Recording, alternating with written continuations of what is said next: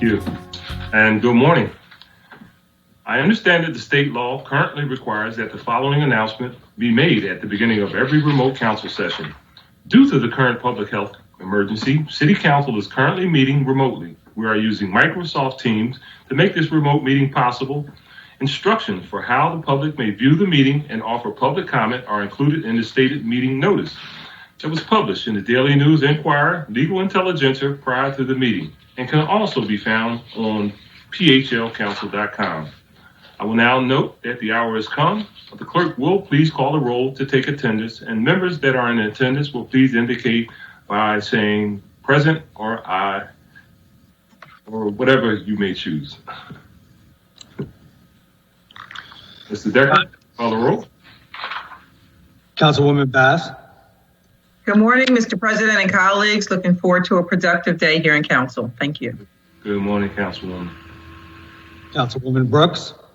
Good morning, Council President, colleagues. Good morning, Councilwoman. Councilman Dom. Morning, Council President, colleagues, and the listening public. Good morning. Good morning, Council.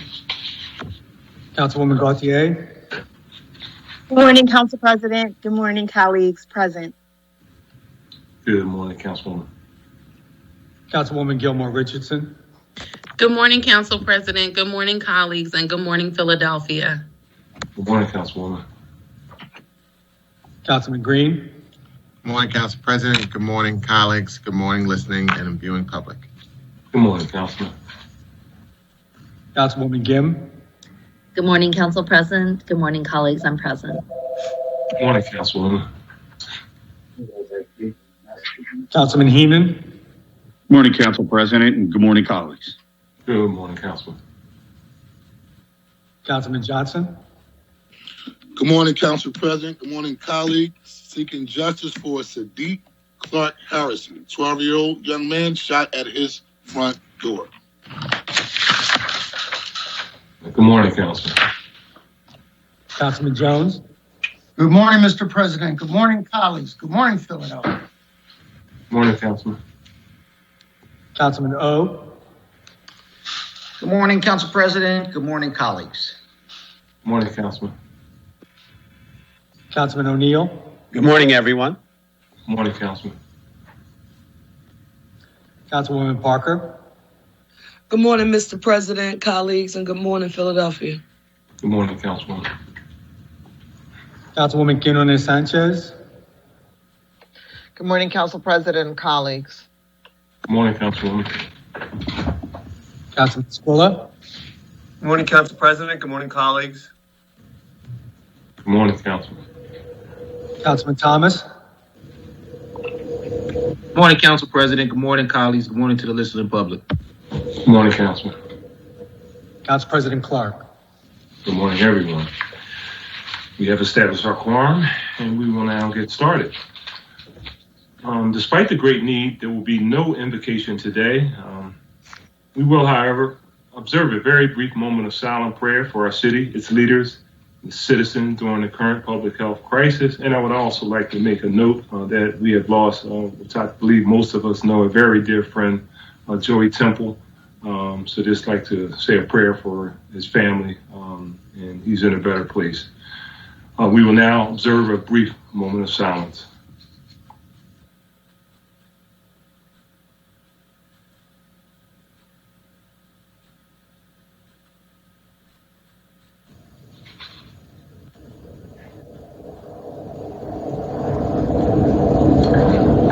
Thank you very much.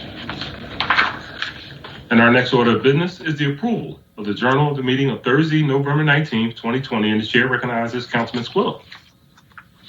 Thank you, Mr. President. I move that the journal of the meeting of Thursday, November 19th, 2020 be approved. Second. Thank you. It has been moved and properly second that the journal of the meeting of Thursday, November 19th, 2020 stand approved. All in favor indicate by saying aye. Aye. Aye. Aye. Those opposed, ayes have it, and that journal is approved. And our next order of business is request for leave of absence, and the chair recognizes Councilwoman Parker. Thank you, Mr. President. On behalf of the members of council, there are no requests for leaves of absence today. Chair, thanks to Councilwoman. And our next order of business is communications. And I'd ask that the clerk please read the messages from the mayor and any other communications that he may have in his possession. To the President and members of the Council of the City of Philadelphia, I am pleased to advise you that on December 1, 2020, I signed all the bills which were passed by Council at its session on November 12, 2020. And that on December 1, 2020, I signed all the bills which were passed by Council at its session on November 19, 2020.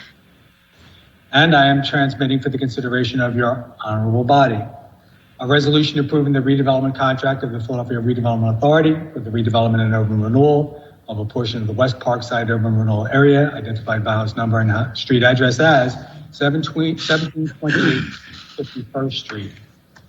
And an ordinance authorizing the Department of Public Property to acquire, on behalf of the city, an easement in the area bounded by Chestnut Street, 12th Street, Market Street, and 11th Street, all under certain terms and conditions. Thank you very much, Mr. Decker. And our next order of business is the introduction of bills and resolutions. By way of a reminder, we're asking that all resolutions, including privileged resolutions, be placed on the final passes calendar for the next session of council unless they are being referred to committee. In our current remote environment, this procedure will provide an appropriate opportunity for public comment. I want to thank you all very much in advance for your anticipated cooperation. And Mr. Decker, would you please read the titles of the legislation that is being offered today by the members? Councilwoman Parker offers 4 resolutions entitled a resolution congratulating and honoring State Representative Joanna McClinton, 191st State House District, on being elected by her peers to serve as the Democratic Caucus leader, making her the House Majority Leader, as well as the first woman of any race or ethnicity to serve in this capacity in the General Assembly. Next week's calendar. And a resolution declaring each Friday in December of 2020 as Shop Black Business Friday in the City of Philadelphia. Next week's calendar. And on behalf of Council President Clark, a resolution authorizing the Committee on Licenses and Inspections to hold hearings to evaluate the current permitting procedures and to identify ways to safely simplify the construction permitting process with the ultimate goal of accelerating the timely completion of commercial and residential projects.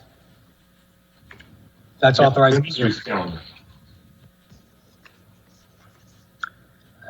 And on behalf of Council President Clark, a resolution approving the appointment of Ismail Shahid as a member of the Board of Commissioners of the Philadelphia Housing Authority. And that will be on next week's calendar.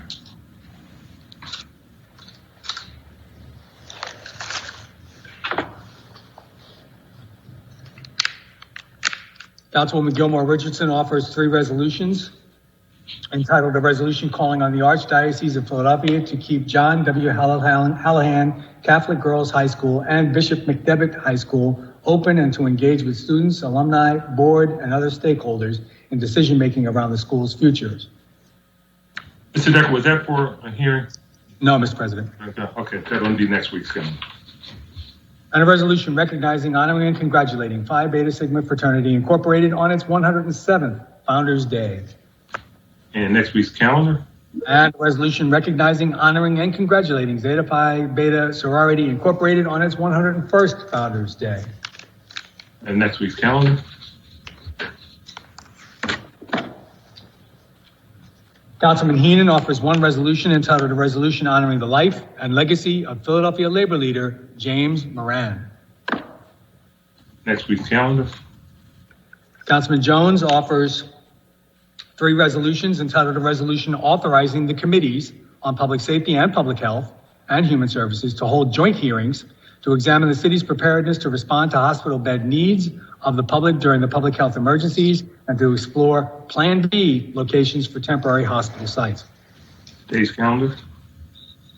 And a resolution authorizing the Philadelphia City Council Committee on Parks, Recreation, and Cultural Affairs to hold public hearings examining the feasibility of establishing a new Boys and Girls Club at Rose Playground. Today's calendar. And a resolution approving the redevelopment contract of the Philadelphia Redevelopment Authority for the redevelopment and urban renewal of a portion of the West Parkside urban renewal area identified by house number and street address as 1728 North 51st Street. Next week's calendar.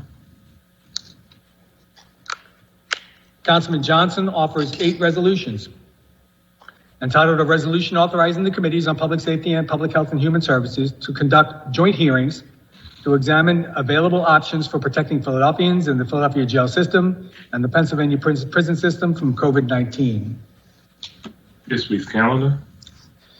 And a resolution also naming 24th Street between Wharton and Reed Streets, Dorothy Allen Way.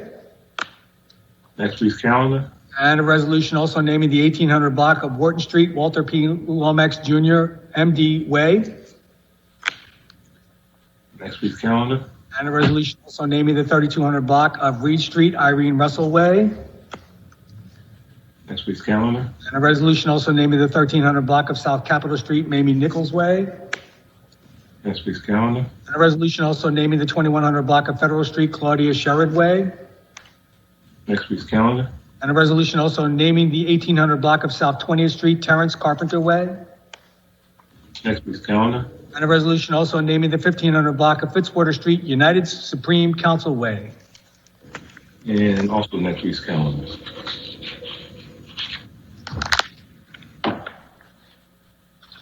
Mr. President, Member Johnson, I just don't want us to move to the next one because he asked to speak on one of his resolutions. Councilman Johnson, do you want to speak now? Any resolution? Absolutely. Thank you, Madam Leader. I just want to speak briefly about the resolution I'm introducing, the whole joint hearings with the Public Safety Committee as well as the Health Committee, and also going to be partnering with the state, with State Senator Anthony Hardy Williams, to examine the impact of COVID-19 in our local prison system as well as in our state prison system. I have been receiving several calls from family members across the state of Pennsylvania in prisons such as Mahanoy, SCI, Phoenix, and on a local level, prisons such as Chester, as well as our local prison system on State Road. And so we just want to take a look at while we address these issues around the pandemic, that those who are in our prison system are still addressed with the most efficient and effective health care. They're being addressed in a safe manner in terms of how they're being taken care of. And most importantly, as we move forward, they have a voice as relates to us addressing all the issues around COVID-19 and making sure that they're safe. And most importantly, their family members, because, again, I'm getting constant calls from mothers and fathers, and girlfriends, and brothers talking about the conditions of some of our prisons on the state level as well as our local level. And so thank you very much, Council President, for allowing me to make remarks. Thank you, Councilman, and thank you, Councilwoman Parker.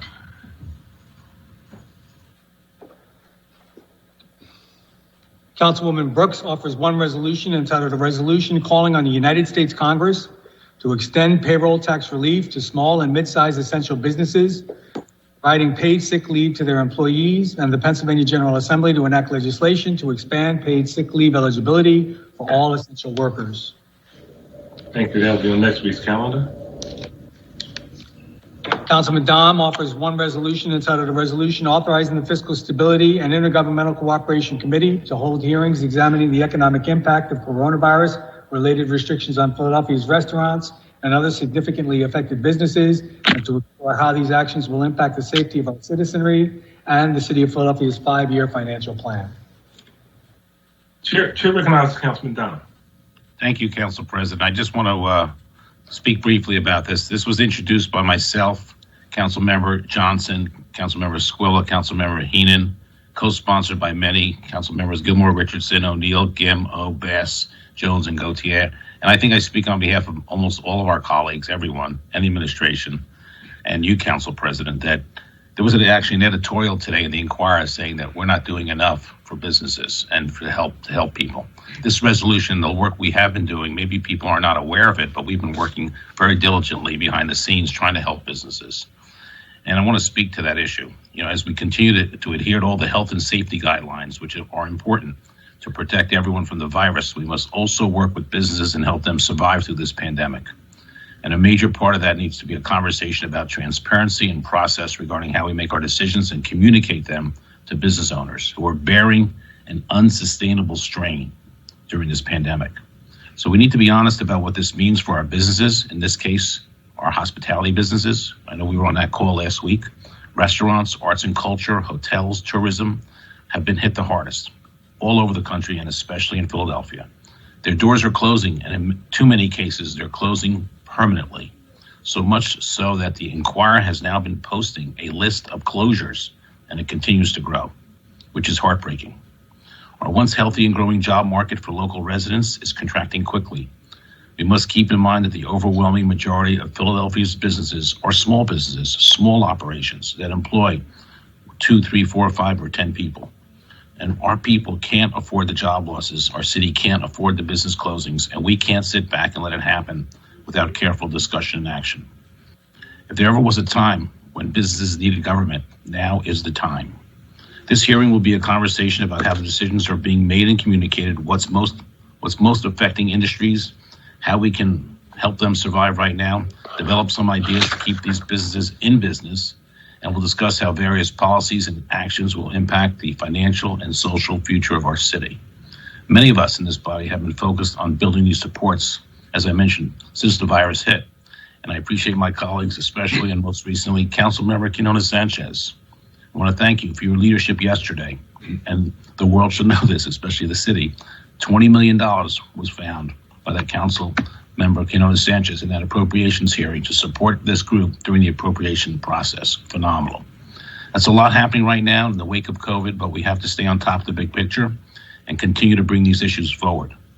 We do care about the restaurant businesses. We do care about hotels. We care about cultural industries. We care about every business in the city and the residents. And I want to thank everyone for their support of this resolution today. And thank you for this time, Council President. Thank you very much.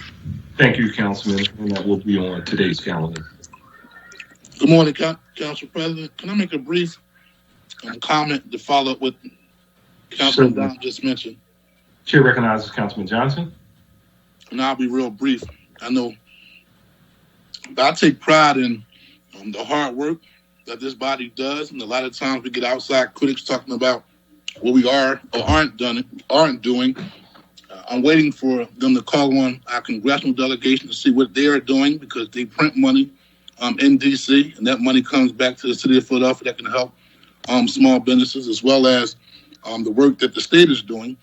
We have a track record of making sure that during this COVID-19, we work aggressively to protect small businesses. As recently as yesterday, with your leadership, Council President, and the leadership of Councilmember Quinona Sanchez, to come up with funding to support small businesses in the amount of $20 million. And so I just want to state that for the record, because all the time we do a lot of the heavy lifting that needs to be done as it relates to not only supporting small businesses, but a variety of different issues that impact the residents here in the city of Philadelphia. Most recently, we came up with additional funding to support individuals who are running, so they will not be evicted. We're working on a $400 million plan to stop the issue of gentrification throughout the city of Philadelphia and to help people stay inside their homes. So I just want to state that for the record and acknowledge my colleagues for the work that they are doing to protect people as much as we can during this COVID-19 pandemic. Thank you, Council President. Thank you, Councilman. Mr. Decker.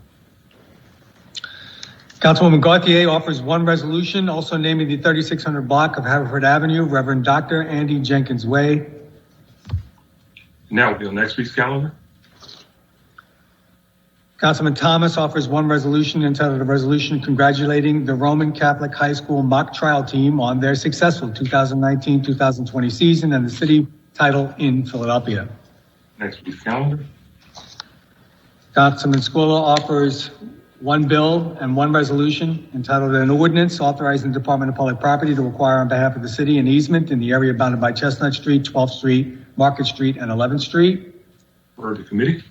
And a resolution also naming Reed Street between 12th Street and 13th Street as Mario Lanza Way. And next week's calendar. Councilman O offers one bill and three resolutions entitled an ordinance amending Chapter 6200 of the Philadelphia Code entitled Preventative Medicine by imposing duration limitations on emergency control measures, requiring council approval of emergency control measures in certain circumstances, and to make technical changes. Mr. Decker, was that an ordinance? Hearing? We're hearing? That was an ordinance, Mr. President. Okay. Yeah, computer is having some glitches. Refer to committee. And 3 resolutions entitled a resolution proclaiming January 13, 2021 as Korean American Day in Philadelphia to celebrate and commemorate the proud heritage of Korean Americans and their invaluable contributions to enhancing the city's culture, economy, and the founding ideals of independence and democracy. Next week's calendar. And a resolution recognizing and honoring the Korean American Association of Greater Philadelphia on the occasion of its 50th anniversary. Next week's calendar. And a resolution recognizing December 9, 2020 through December 13, 2020 as Army Week in the city of Philadelphia. And next week's calendar. There are no other bills or resolutions being offered by the members, Mr. President. Thank you very much, Mr. Decker. And our next order of business is reports on committee. And the chair recognizes Councilwoman Parker for a report from the Committee of the Whole. Thank you, Mr. President. The Committee of the Whole reports out 3 bills with a favorable recommendation. Thank you, Councilwoman. Mr. Decker, would you please read that report? To the President, the members of the Council of the City of Philadelphia, the Committee of the Whole, to which is referred Bill number 200366, entitled An Ordinance Amending Section 19-1303, subparagraph 4 of the Philadelphia Code, entitled Authorization to Offer Exemption from Real Estate Taxes on New Construction of Residential Properties, by modifying the start date of certain changes to tax abatements with respect to new residential construction. And Bill number 200556, entitled An Ordinance Providing for a Payment to the City upon the Construction of Certain Real Estate, and directing the Council to appropriate revenues from such payments to the Department of Planning and Development, Division of Housing and Community Development, in order to support equitable neighborhood development by constructing affordable housing, including units for sale or rent, providing assistance to Philadelphians who desire to become homeowners, providing opportunities for workforce development and apprenticeship, and requiring MWDBE participation goals, including monitoring and enforcement. And Bill number 200653, entitled An Ordinance Amending Chapter 19-1300 of the Philadelphia Code, entitled Real Estate Taxes, by modifying the amount of certain tax abatements. The respectfully reports it has considered the same and returns the attached bills to Council with a favorable recommendation. Thank you. Chair again recognizes Councilwoman Parker. Thank you, Mr. President. I move that the rules of council be suspended so as to permit first reading this day of bill numbers 200366, 200556, and 200653. Second. Thank you. It's been moved and properly second that the rules of council be suspended so as to permit first reading this day of bills number 200366, 200556, 200653. All those in favor indicate by saying aye. Aye. Those opposed? Ayes have it, and these bills will be placed on our first reading calendar today. Chair now recognizes Councilman Johnson for a report from the Committee on Rules. Thank you, Council President. The Committee on Rules reports out 10 bills with a favorable recommendation. Thank you, Councilman. You're welcome. Mr. Decker, please read the report.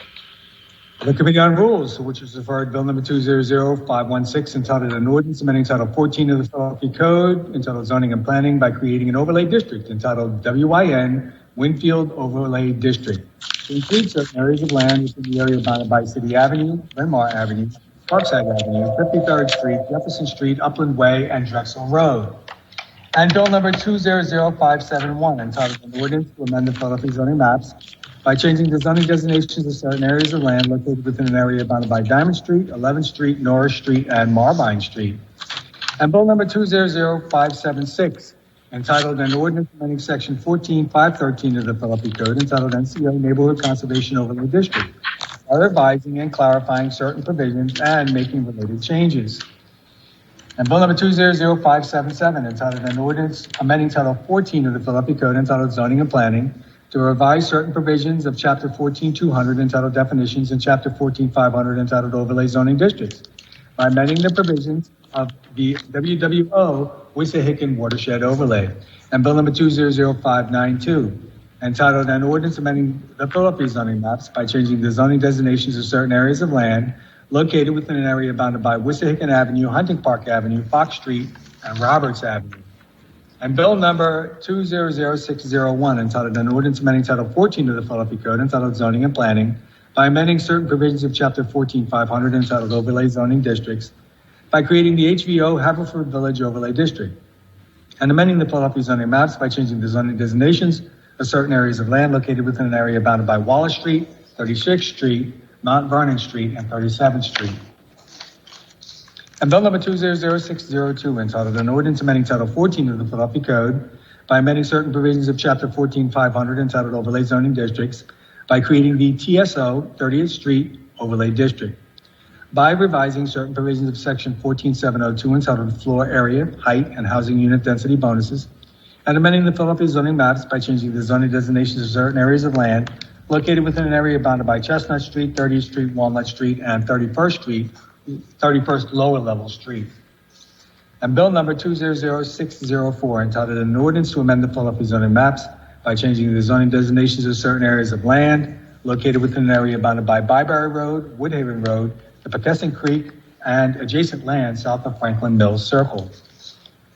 And Bill number 200613, entitled An Ordinance Amending Title 14 of the Philadelphia Code by creating a new Strawberry Mansion NCO bounded by Lehigh Avenue, 29th Street, Sedgley Avenue, Montgomery Avenue, Conrail right-of-way, Oxford Street, and 33rd Street. And Bill number 200654, entitled An Ordinance Authorizing the Procurement Commissioner to enter into agreements to purchase electricity, natural gas, and motor fuel for use by the city and city facilities and vehicles, including agreements that obligate payment for delivery of such energy supplies in future fiscal years. Respectfully reports it as considered the same and returns the attached bills to council with a favorable recommendation. Thank you. Chair again recognizes. Thank you, Mr. President. I move that the rules of council be suspended so as to permit first reading this day of the 10 bills that were just read into the record by the clerk. Second. Thank you. It's been moved and properly second that the rules of council be suspended so as to permit first reading this day of bills number 200516, 200571, 200576, 200577, 200592, 200601, 200602, 200604, 200613, and 200654. All in favor will indicate by saying aye. Aye. Those opposed, ayes have it. And these bills will be placed on our first reading calendar for today. Chair now recognizes Councilman Green for a report from the Committee on Finance.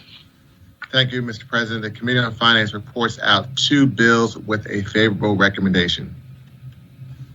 Thank you. Mr. Decker, please read the report.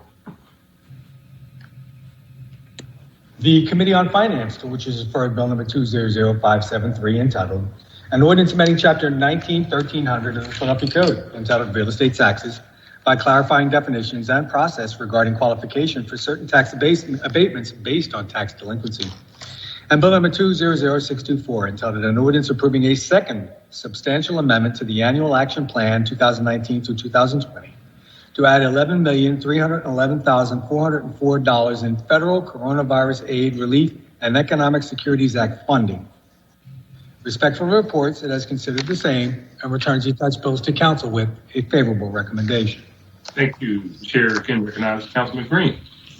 Thank you, Mr. President. I move that the rules of council be suspended so as to permit first reading this day of bill numbers 200573 and 200624. Second. Thank you. It has been moved and properly second that the rules of council be suspended so as to permit first reading this day of bills number 200573 and 200624. All those in favor indicate by saying aye. Aye. Aye. Those opposed, ayes have it, and these bills will be placed on our first reading calendar today. Chair now recognizes Councilwoman Fiona Sanchez for a report from the Committee on Appropriations. Thank you, Mr. President. The Committee on Appropriations reports out 4 bills with a favorable recommendation. Thank you, Councilwoman. Mr. Decker, please read the report. The Committee on Appropriations, to which is referred Bill number 200620, entitled An Ordinance Authorizing Transfers and Appropriations for Fiscal Year 2021 from the General Fund, the Grants Revenue Fund, the Aviation Fund, the Community Development Fund, and the Housing Trust Fund, certain Wall City offices, departments, boards, and commissions to the General Fund, the Water Residual Fund, the Aviation Fund, the Grants Revenue Fund, the Community Development Fund, and the Housing Trust Fund, certain Wall City offices, departments, boards, and commissions. And Bill number 200621, entitled an ordinance authorizing transfers and appropriations for fiscal year 2020 from the general fund, the grants revenue fund, and the water fund, certain all city offices, departments, boards, and commissions to general fund, the water fund, and the water fund, certain all city offices, departments, boards, and commissions. And Bill number 200622, entitled an ordinance amending Bill number 200285, approved June 26, 2020, entitled an ordinance to adopt a capital program for the 6 fiscal years 2021 through 2026 inclusive.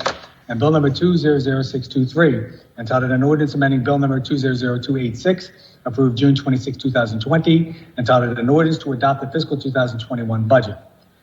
Respectful reports that is considered the same and returns the attached bills to council with a favorable recommendation.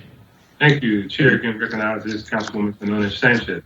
Thank you, Mr. President. I move that the rules of council be suspended as to permit first reading this day of bills numbers 200620, 200621, 200622, and 200623. Second. Thank you. It has been moved and properly second that the rules of council be suspended so as to permit first reading this day of bills number 200620, 200621, 200622, and 200623. All in favor will indicate by saying aye. Aye. Aye. Those opposed, ayes have it. Council President, I'm sorry, this is Councilmember Thomas. Can you just, I am a nay for 200621, just for the record. Thank you, Council President. Okay, let the record reflect that Councilman Thomas is a nay.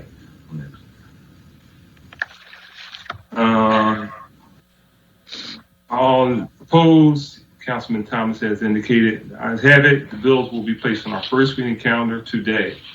Chair now recognizes Councilwoman Parker for a report from the Committee on Law and Government. Thank you, Mr. President. The Committee on Law and Government reports out 6 bills with a favorable recommendation. Thank you. Mr. Decker, please read that report. The Committee on Law and Government, of which was referred Bill number 200413, entitled an ordinance amending section 91130 of the Philadelphia Code, entitled unlawful credit screening practices in employment by revising restrictions. And Bill number 200541, entitled an ordinance amending chapter 21-1500 of the Philadelphia Code, entitled boards and commissions, public deliberations, to require recording or transcription of certain meetings and provision to the public of access to such recordings and transcriptions.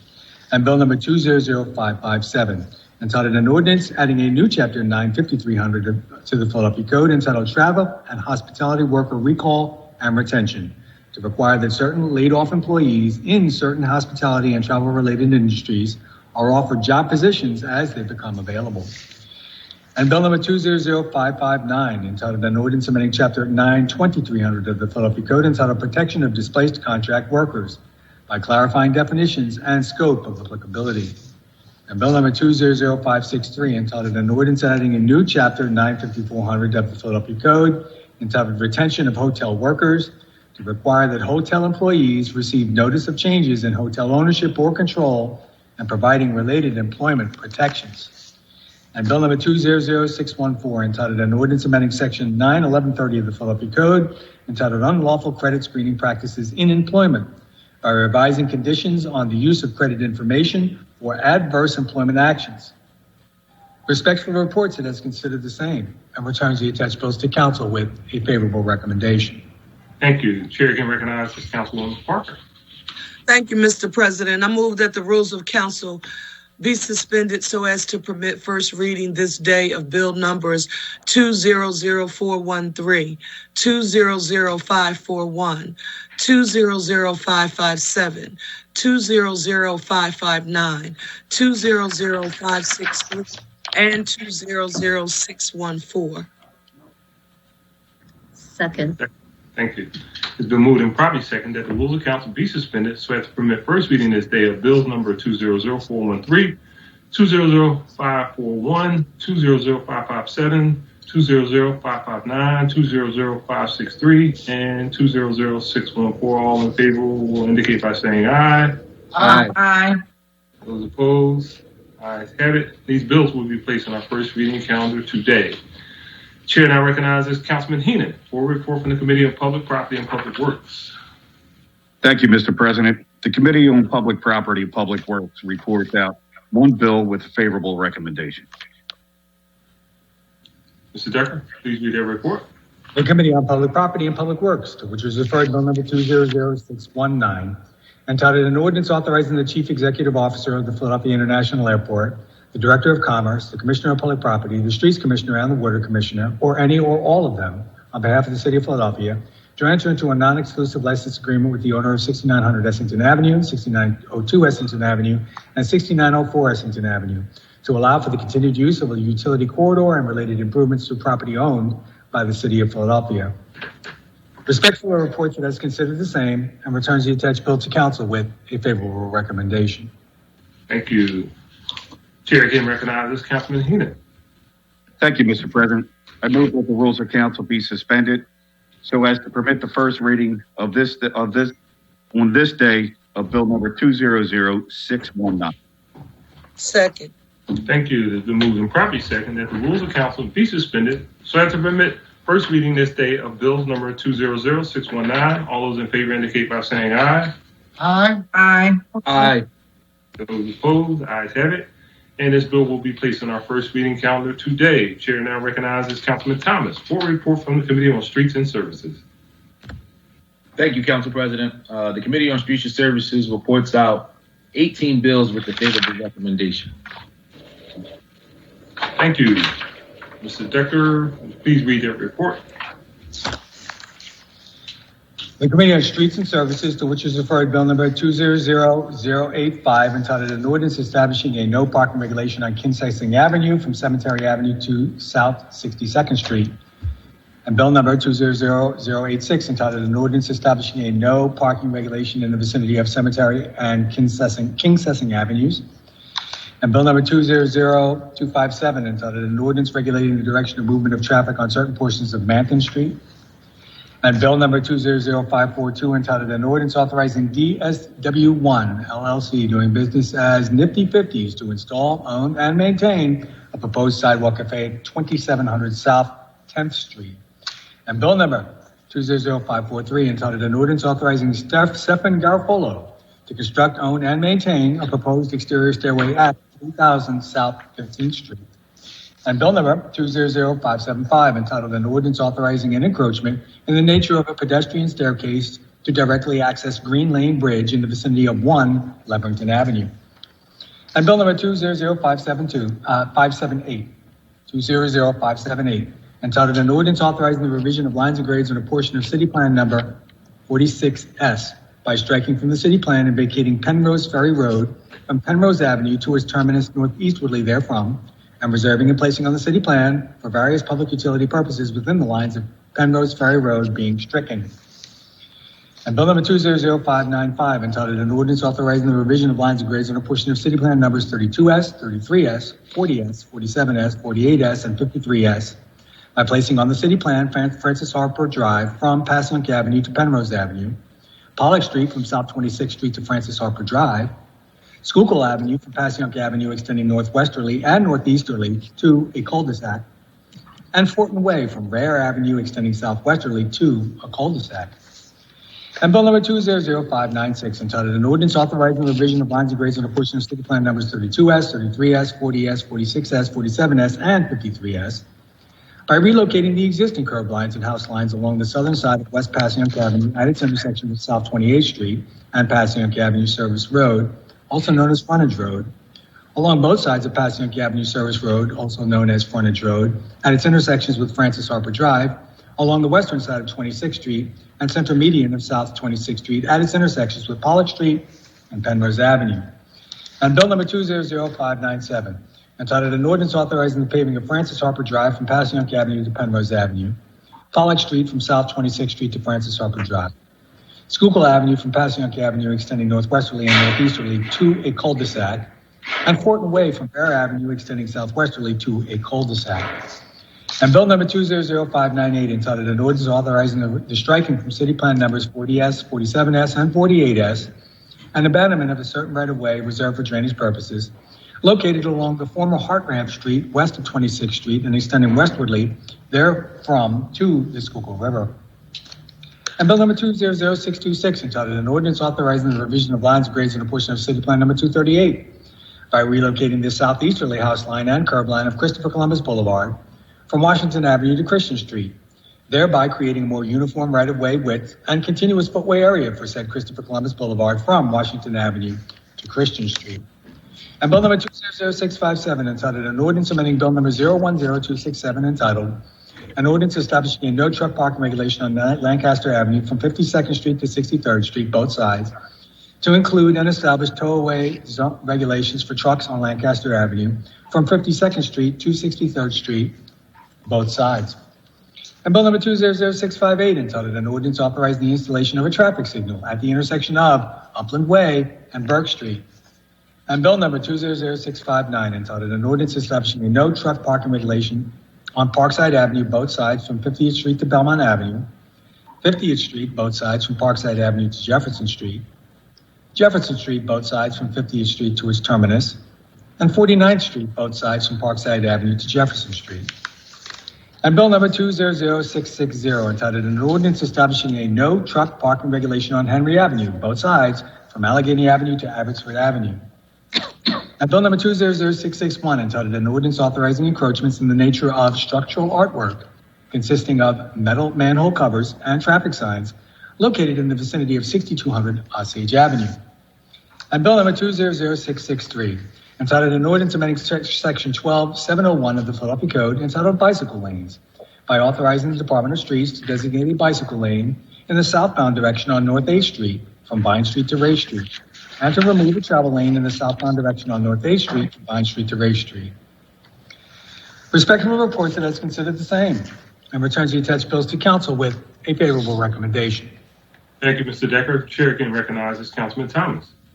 Thank you, Mr. President. I move that the rules of council be suspended so to permit the first reading this day of the 18 bills that were just read into record by the clerk. Second. Thank you. It's been moved and probably second that the rules of council be suspended so as to permit first reading this day of the 18 bills that were just read into the record by the clerk. All those in favor indicate by saying aye. Aye. Aye.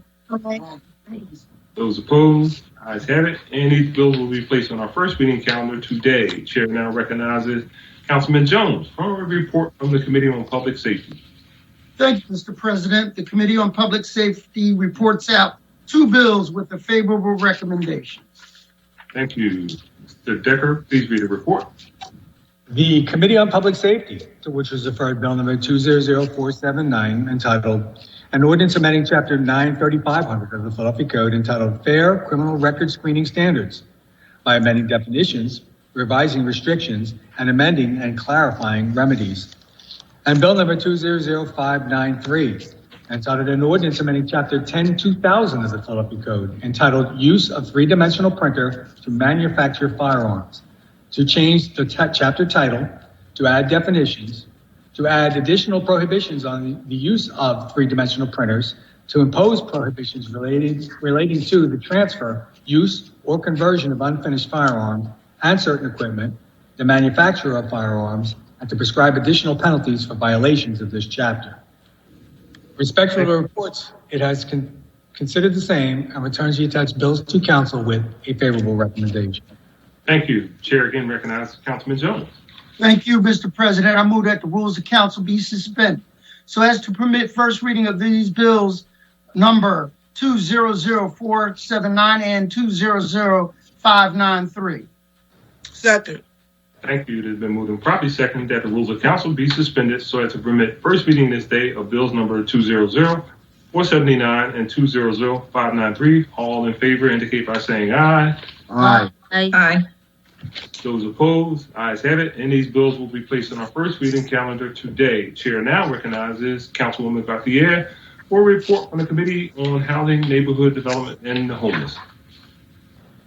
Thank you, Mr. President. The Committee on Housing, Neighborhood Development, and the Homeless reports out 1 bill with a favorable recommendation.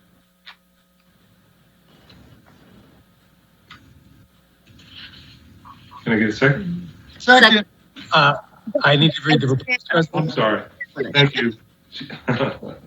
Thank you. Mr. Decker, read the report. The Committee on Housing, Neighborhood Development, and the Homeless, to which is referred bill number 200616, entitled an ordinance amending chapter 9800 of the Philadelphia Code, entitled Landlord and Tenant, to address matters relating to the landlord and tenant relationship during the novel coronavirus of 2019 pandemic, including but not limited to periods of applicability of various provisions, such as the applicable period of the eviction diversion program and timeframes applicable to qualification for certain provisions. Respectfully reports it as considered and amended the same and returns the attached bill to council with a favorable recommendation. Thank you. The chair again recognizes Councilwoman Baltier. Thank you, Mr. President. I move that the rules of council be suspended so as to permit first reading this day of bill number 200616. Second. Here's my second. It has been moved and properly seconded that the rules of council be suspended so as to permit first reading this day of bills number 200616. All those in favor indicate by saying aye. Aye. Aye. Ayes have it. Those none opposed. This bill will be placed on our first reading calendar today. That concludes our reports on committee, and our next order of business is the consideration of the calendar. I note that the bills just reported from the committee with suspension of the rules have been deemed to have had a first reading. These bills will be placed on our second reading and final passage calendar at our next session of council. As there are no additional bills on the first reading calendar today, the chair recognizes Councilwoman Parker for the purpose of calling up resolutions and bills on the second reading and final passage calendar. Thank you, Mr. President. The following resolutions and bills are being called up from the second reading and final passage calendars today.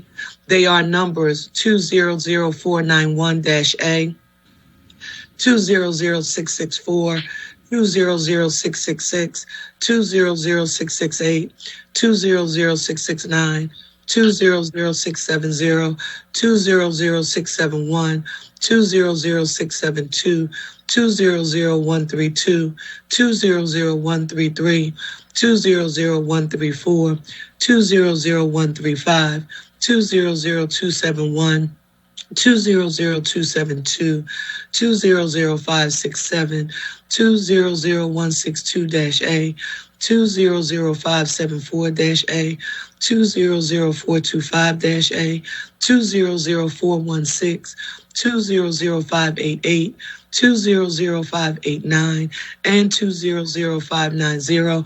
All other bills and resolutions are being held. Thank you. Thank you very much, Councilwoman. Before we proceed with the consideration of the public comment, we're going to take a brief 5 to 10 minute recess to give our technology professionals some time to connect the speakers that we have for today. So we'll take a brief break until that gets done.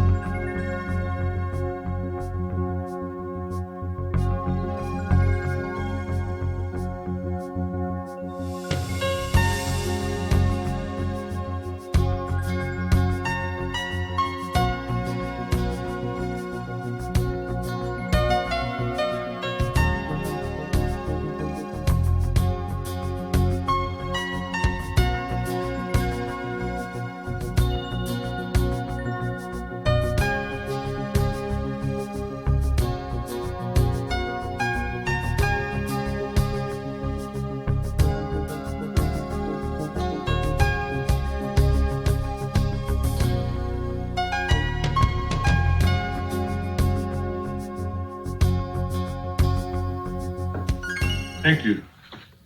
Okay, we're going to get started with our public comment process. Now that everyone is connected to the meeting, and before considering the resolutions and the bills we have before us today, we will consider our public comment. The public comment must concern matters on the second reading and final passage calendar for possible action at a session of council. A speaker on any of those matters must sign up in order to testify. You must call 215-686-3406 by 5 p.m. the day before the session to sign up for public comment.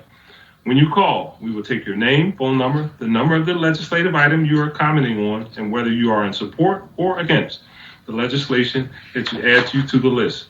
We will then telephone each person on the list during the council session and invite them to our remote meeting. Now, under ideal circumstances, they will each have 3 minutes to speak. However, this time limit may vary from time to time. Today, we have a significant amount of individuals on the list, so to ensure that everyone has an opportunity, we're going to have a 2-minute limit. So please adjust your testimony to meet that timeline. In order to be fair, I want to say that I will tend to hold faithfully to the established time limit. Once invited to the meeting, you're asked to begin your testimony. A timer will be started, and we will monitor your remaining time throughout your testimony. And when there are 30 seconds remaining at that time, you will be reminded. And once your allotted time has passed, you will be asked to conclude your remarks, and shortly thereafter, you will be muted and disconnected from the remote session. We also reserve the right to limit the number of speakers where repetitious comments are being made on the same matter, and to limit the scope of testimony to only the certain items on the agenda during the emergency, which could affect callbacks for public comment at this meeting. So you must also please be aware that this public meeting is being recorded. So because the meeting is public, participants and viewers have no reasonable expectation of privacy. So by continuing to be in the meeting, you are consenting to being recorded. I would ask the chief clerk to please read the name of our first speaker today. Jihad Ali, comment 200588, 200589, and 200590. Morning. Good morning, Council. Good morning, Council President Clark and other honorable members of City Council. My name is Jihad Ali. I am providing testimony on the legislative package of bills 200588, 200589, 200590, collectively known as the Dr. Walter P. Lomax Jr. Transparency in Business Act. These bills will disclose the demographics on the labor pool, the executive team, staffing demographic, and salaries of contractors on city contracts. I am in support of these bills. I agree with Councilwoman Parker that we have a right to know this information, that the contractor, the contract, and the labor pool information have traditionally and currently not been disclosed to the public. As pointed out by Councilwoman Parker, Philadelphia has majority minority community. However, this majority receives a minority portion of the wealth these contracts generate. These legislative bills named in honor of a distinguished African-American, Dr. Walter P. Lomax Jr., will provide transparency of the city's business to African-American and other large minority communities. This transparency will reveal the discrepancies we face in the awarding of contracts, executive position, and staffing on city contracts. It will be another tool to dismantle and remove the systemic racism from the granting of city contracts. In closing, I want to offer my condolences to the family of Joey Temple. He was a citizen who was dedicated to advancing the African-American community concerns and stood up on multiple issues confronting our community. Thank you. Thank you very much for your testimony. We appreciate it. The next speaker is Duncan Gronko, commenting on 200666. Hi, this is Duncan. Can you hear me? Good morning. Please state your name for the record and proceed with your testimony. My name is Duncan Gromko. I'm a resident of Philadelphia living in District 2. I'm a member of Philadelphia's Democratic Socialists of America chapter and chair of our Green New Deal Commission. And I'm speaking in favor of the Green Recovery Resolution 200666. Thank you to Councilmember Richardson and others for sponsoring this resolution. However, we need much more to ensure that our city receives the green recovery it needs. Many working Philadelphians are struggling with COVID, and the city, state, and federal government and let them down time and time again. Where the 90% of workers in Unite Here lost their jobs, workers have struggled to access entirely insufficient unemployment and other public benefit programs. Sanitation and healthcare workers were asked to go back without proper PPE. The district provided a chaotic reopening process for teachers and students and had to reverse their clearly unsafe plan. SEPTA workers have gotten sick and died and have been denied hazard pay or death benefits. We now need investment in green infrastructure to support our workers and to make our city healthier and safer. We can rebuild our toxic schools to protect our children and teachers and create green jobs for electricians and other building trades. SEPTA faces a massive budget shortfall, and funds can help keep our city connected. Our parks, pools, libraries, museums, and other public spaces can be made into vibrant community centers. These are just a few examples of how COVID recovery funds can kick off a Green New Deal for Philadelphia, and I hope that there's community consultation to determine how these funds are used for green recovery. While federal COVID funds will help, the city needs to get serious about its own budget as it is facing enormous shortfalls in the coming years. The Philadelphia Police Department is a huge drain on resources, and these funds should go towards other social services.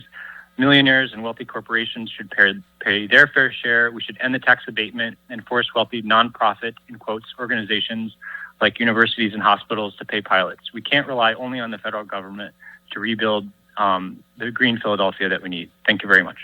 Thank you very much for your testimony. The next speaker is Timothy Leonard, commenting on 200666. Good morning, council members. Good morning. My name is Timothy Leonard. Good morning. My name is Timothy Leonard, a resident of Ward 21, speaking in support of the Green Recovery Resolution number 200666. I'd like to thank Councilman Richardson and all others sponsoring this resolution. Starting sometime around the second or third week of the pandemic, back in March, it became fashionable to describe our conditions as the new normal. The unspoken meaning of this is generally that we now live in a country with a federal government that has given up any responsibility it has to its citizens, especially the most vulnerable, and that people have to decide between risking their health and well-being as well as their families by going to work or risk staying home and not affording next month's rent. Resolution 200666 is a start to creating a new normal, one that values the well-being of everybody. However, it is only a start. While Councilman Richardson recognizes the solution to our current situation is forward, that COVID has shown us how our environment is inextricably linked to our health and economic security, and how systemic racism exacerbates even those further, as outlined in the resolution, I encourage the council to pursue an even bolder vision for the city. The resolution being considered today lays the groundwork for easing the financial toll the pandemic has had on your constituents by creating good green jobs and affordable housing. But it should also lay the groundwork for more democratic control over the local environment and democratic ownership over the recovery from this pandemic. The council should aggressively pursue public investment in green infrastructure and give its constituents a voice in directing that investment. The private sector has failed to provide a way out of our current predicament for both COVID and climate change, and I fear without truly transformative policy, even on our local level, we will be stuck complaining about the old new normal. Thank you. Thank you so much for your testimony. The next speaker is Lena Smith, commenting on 200666. Good morning, council members. Good morning. This is Lena Smith. Hello. I'm here to speak today in support of two agenda items, Resolution 200666 and Bill number 200425A. I'm representing Penn Future. I'm the campaign manager for Clean Water Advocacy. COVID-19 and the federal government's lack of response has laid bare the fragile foundation that our political economy was built upon. A state and local strategy reliant on fossil fuels and extractive economies has created divestment from the people and neighborhoods that make this city great. One thing the pandemic has exposed is that our communities are also not prepared to withstand the impacts of climate change. We saw flooding in Eastwick in a summer with 22-degree temperature differences in historically redlined communities, a phenomenon known as the urban heat island effect. Meanwhile, the only way to stay safe from the pandemic was to stay home. That's why the Green Recovery Resolution is so important. Philadelphia needs to prioritize climate action and environmental justice in the city's ongoing COVID-19 recovery efforts. One strategy for green recovery, among many, is to rebuild and grow our economy through investments in green space. Philadelphia has seen success in creating green space with our Green City Clean Waters program. It's an innovative approach to stormwater management, investing in historically neglected communities and increasing access to green space. It's creating jobs and economic opportunities for Philadelphians and reducing blight and improving safety. The program is not only a linchpin, is not the only linchpin to solve our problems, but it is an investment to address the crises we face. And while we invest in our green spaces, these also need to be spaces for healthy for children and families to play and recreate. So we are also supporting the Healthy Outdoor Public Spaces Bill, which is also important to improve the water quality in the Delaware River Basin, a source of drinking water for Philadelphia. A shift to organic land management may seem scary and unattainable, but many also thought this about the city's huge shift from gray to green infrastructure.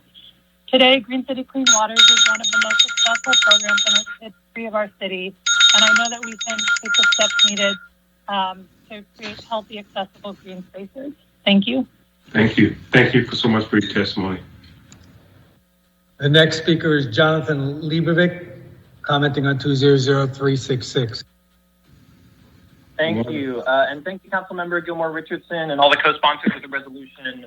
As a member of Philly Thrives Green Recovery Circle. Sir, just state your name for the record briefly. Just state your name. My name is Jonathan Lebovic, and as a member of Philly Thrives Green Recovery Circle, we've spent the last 7 months of this pandemic studying policy proposals that could make a big difference in the lives of working class Black and Brown Philadelphians. So we're excited to speak more with council members about these job-creating policies for housing, transportation, and education. But the intent to prioritize is not enough. We have to make some tough choices. We don't currently have the funds to pay for the green recovery that we deserve and need, and it's going to require a significant upfront investment, even though it will pay for itself in the long run. But some big things in our city's budget need to change. The police budget, as already mentioned, is bloated. The PPD has a pattern of overreaction and escalation. It's been featured in the New York Times and the Washington Post. They gassed peaceful protesters. They murdered Walter Wallace Jr. They smashed Rakia Young's van and posed with her baby on social media as if they were saviors.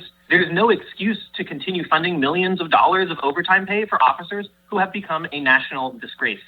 So if you really intend to prioritize climate action and environmental justice, you have to stand up to the bullies at the FOP and defund the police. Developers' pockets are loaded. New construction is still booming across the city. We have to end the 10-year tax abatement, and we have to do it now. Advocates have been demanding this for years. It's not time to wait. It's time to do it now. And City Council to prove that you really represent the people and not the developers. And by the way, Alan Dom must recuse himself from any vote regarding the tax abatement due to his clear conflict of interest as a real estate developer. And then there are the nonprofits in name only. The University of Pennsylvania, my alma mater, made headlines when they promised $100 million, but their endowment is $15 billion, and Amy Goodman's salary is $3.6 million. Penn must pay more, and so must Drexel and Jefferson and all the other nonprofits in name only. Thank you very much for my time. Thank you for your testimony. The next speaker is Lynn Robinson, commenting on 200666. Good morning, Councilmember Catherine Gilmore Richardson and all council members in this meeting. This is Lynn Robinson speaking. I'm a director of Neighbors Against Plants and a resident of Georgetown. I'm speaking in support of Green Recovery Resolution 2066, but I also do support the Health for Spaces bill. This resolution provides the clear high road to a healthier economy while improving public health beginning right now. COVID-19 recovery in itself is a short-term goal, but a green recovery will have long-term effects. Hopefully, we'll no longer have to accept Philadelphia as normal as the nation's large city's cancer and asthma capital. One gem in the resolution is the promotion of a circular economy, which honors the dignity of all involved. A circular economy which builds environmental justice and climate action will better protect people from falling through the cracks and becoming part of what we politely have been calling the most vulnerable. An environmental priority will begin to lift health burdens from certain zip codes in our city, where lower average life expectancy was widely publicized and accepted as inevitable before the pandemic began. COVID, as a threat of contagion, has forced the general public to admit who suffers the most from chronic diseases. Now we have to see that our city and nation's health is only as strong as our weakest link. It's not a trickle-down theory resolution. It's just the city's official perception away from the idea that the salvation and backbone of our city relies on an influx of high-income residents and comes to terms with the reality that our future, while including new people, rests on the diverse population whose ancestors were decades to centuries ago, and includes, with equity, the 23.3% under the federal poverty line. I'm running out of time. Before you lose interest in my applause, there's a fly in the ointment, not in the resolution, but in past history. Up until the recent city council elections, anytime city council thought about anything environmental, we followed the lead of the mayor's office. Now we have 4 new mayors. We'll see if you're willing to ruffle feathers with the city administration's fossil fuel advisors, friends, and colleagues. I have to cut it short. Okay. I don't know if you cut me off. No, your time is up, but thank you. We appreciate your testimony. Thank you. You're welcome. The next speaker is Mino Raval, commenting on 200666. Yes, hi, I'm here. This is Mino Raval with the Sierra Club. I support Resolution 200666. For years, I've spoken on the need to lead on climate. Leading on climate cannot be an afterthought, but the lens through which council makes each decision. COVID-19 has pushed the pause button for us and shown us who is affected by the virus, who is the most vulnerable, and who is the most essential amongst us. I'm talking about the young and the old and the essential workers who cannot work from home, like most of us. COVID-19 has also shown us that the safest spaces are outdoors. COVID-19 is a message from Earth, inviting us back to her garden. For us to venture outdoors, though, we need to make our streets safe from police violence. We also need to improve our air quality, often deemed unsafe due to pollution from fossil fuels. In addition, we need to stop polluting our green space. I'm referring to the Healthy Outdoor Public Spaces Bill. If we consider carbon pollution for each of our decisions, we would find ourselves aware of our car-centric culture and craft policies that encourage walking, cycling, riding, and transit, as well as policies that encourage electric vehicles and public charging infrastructure. If we consider carbon pollution for each decision, we would consider banning the sale of new gas appliances in our city, especially for new construction, and work to retool the PGW workforce for the needed electrification. If we consider carbon pollution for each decision, newly trained staff would ensure that every street in our city would be tree-lined, with each tree cared for. These are just some examples. Overall, we need to ensure that we do not approve any new fossil fuel projects, no matter how tempting. They're bad for children and other living beings. No new fossil fuel project is an international call, and it means no new combined heat and power plants, like the SEPTA gas plant, no new liquefied natural gas facilities, no LNG export terminals for plastic manufacturing elsewhere, and no new gas hookups. Our guiding mantra should be electrify everything and power it all with clean energy. This could translate to using tax abatement solely for climate solutions so that we permit a tax reduction only for net zero buildings. We need greater transparency with PGW, and every budget decision made by this body must consider air quality and greenhouse gas emissions. It's time we put our money where our mouth is or where our lungs are. Thank you. Mr. Roth, your time is up. Thank you. Thank you for your testimony. The next speaker is Kendra Moore, commenting on 200666. Good morning, council members. My name is Kendra Moore, the Government Relations Manager for the Sustainable Business Network for Greater Philadelphia, and I'm calling in support of 200666. As a network, we are pleased to see that Catherine Gilmer Richardson introduced this in resolution and received support from her colleagues. Its language largely mirrors SBN's vision and values, and over the past 20 years, SBN has supported thousands of local independent businesses across the region that practice and measure success by the triple bottom line of people, planet, and profitability. And we've long called for investment in climate resilient infrastructure such as renewable energy and energy efficiency, transportation system improvements that minimize greenhouse gas emissions, and nature-based stormwater management. We also believe that the city should invest in workforce training and placement for millions of construction, manufacturing, and maintenance jobs that support climate resilient infrastructure. We should invest in restoring and strengthening local food systems, a known growth industry for our region, and of course, prioritize small business development. Given our members' deep commitment to rebuilding our economy with strong focus on localism, equity, and climate resilience, we look forward to working closely with Councilmember Gilmore Richardson and the rest of Council, as well as the administration, to bring this resolution into action. These goals will require intentional stakeholder engagement, planning, budgeting, and hard work, and we're eager to support that effort. Thank you. Thank you for your testimony. The next speaker is Julian Boggs, commenting on 200666. Thank you. My name is Julian Boggs. I'm a resident of Philadelphia. Wanted to speak up today, as others have, in favor of Resolution 200666 by Councilmember Gilmore Richardson. I want to echo what a lot of the previous speakers have said, and so I will just briefly say maybe a couple additional pieces. I think one thing that has happened over the last decade that some of the members on the council perhaps are less familiar with, because it's been an absolute sea change since you first came on the council, is that the underlying economics of shifting to clean energy have dramatically changed in the last 10 years. There are, earlier this year you had oil companies like BP saying that we've reached oil and shifted resources to clean energy. Solar and wind are the cheapest sources of new electricity across the globe. It's happening. The question for Philadelphia and for all of us is how fast and who will benefit.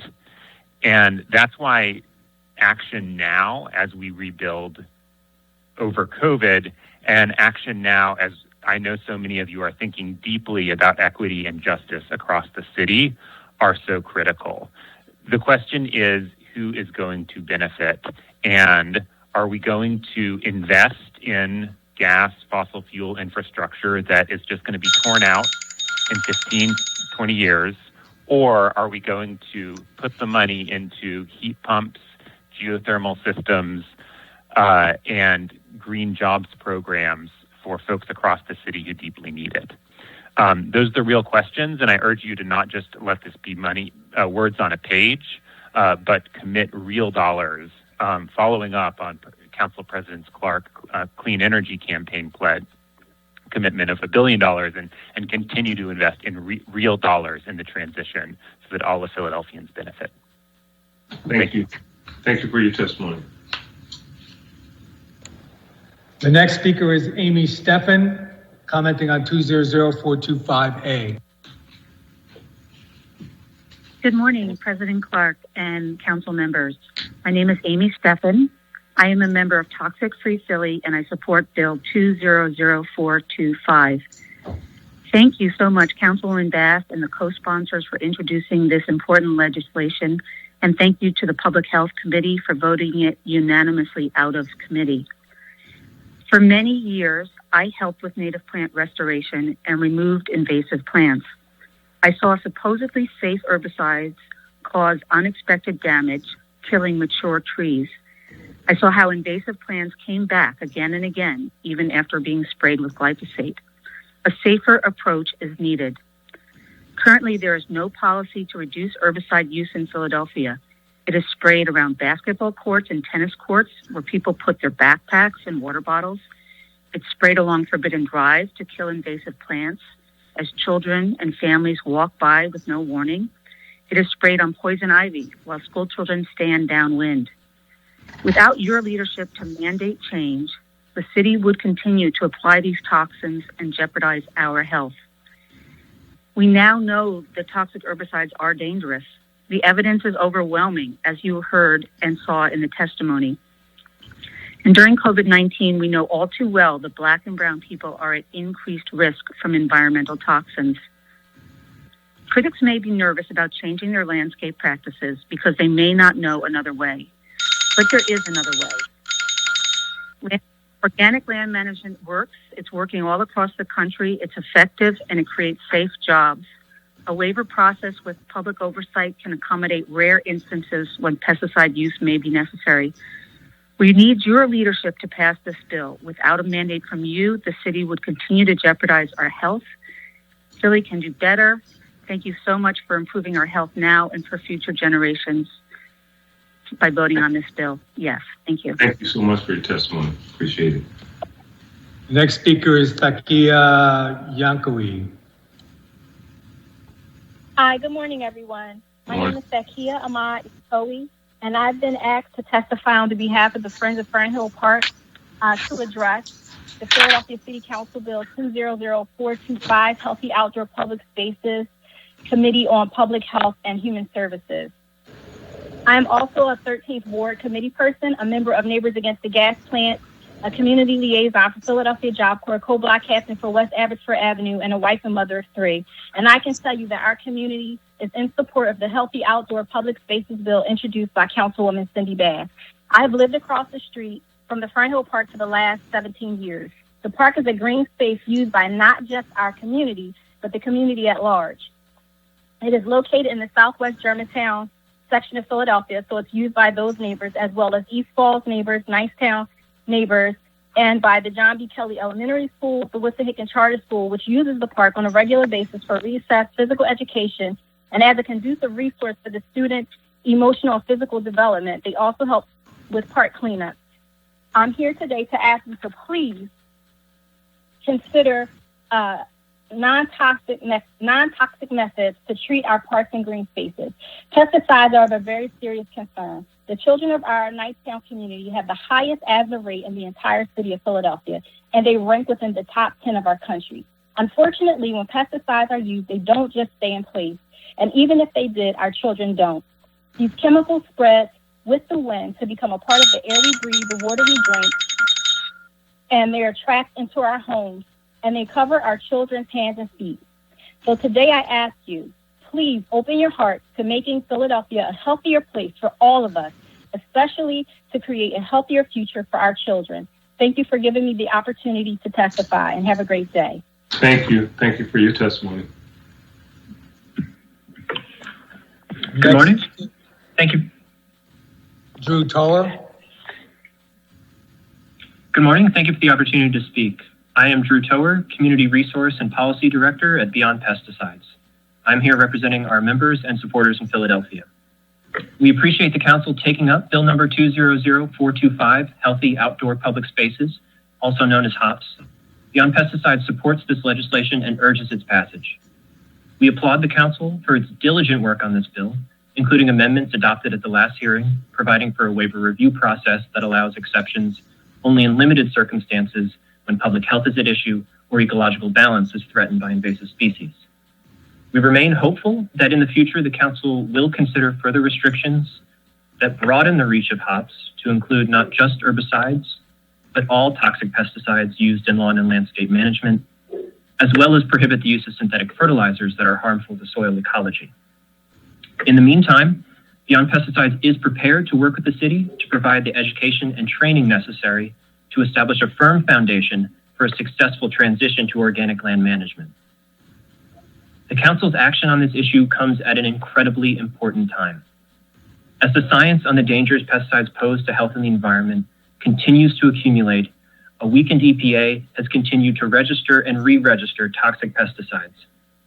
COVID-19 is causing higher rates of disease among people of color in proportion to their percentage of the population, and pesticides used in turf management can exacerbate underlying conditions and increase vulnerability to COVID and other diseases.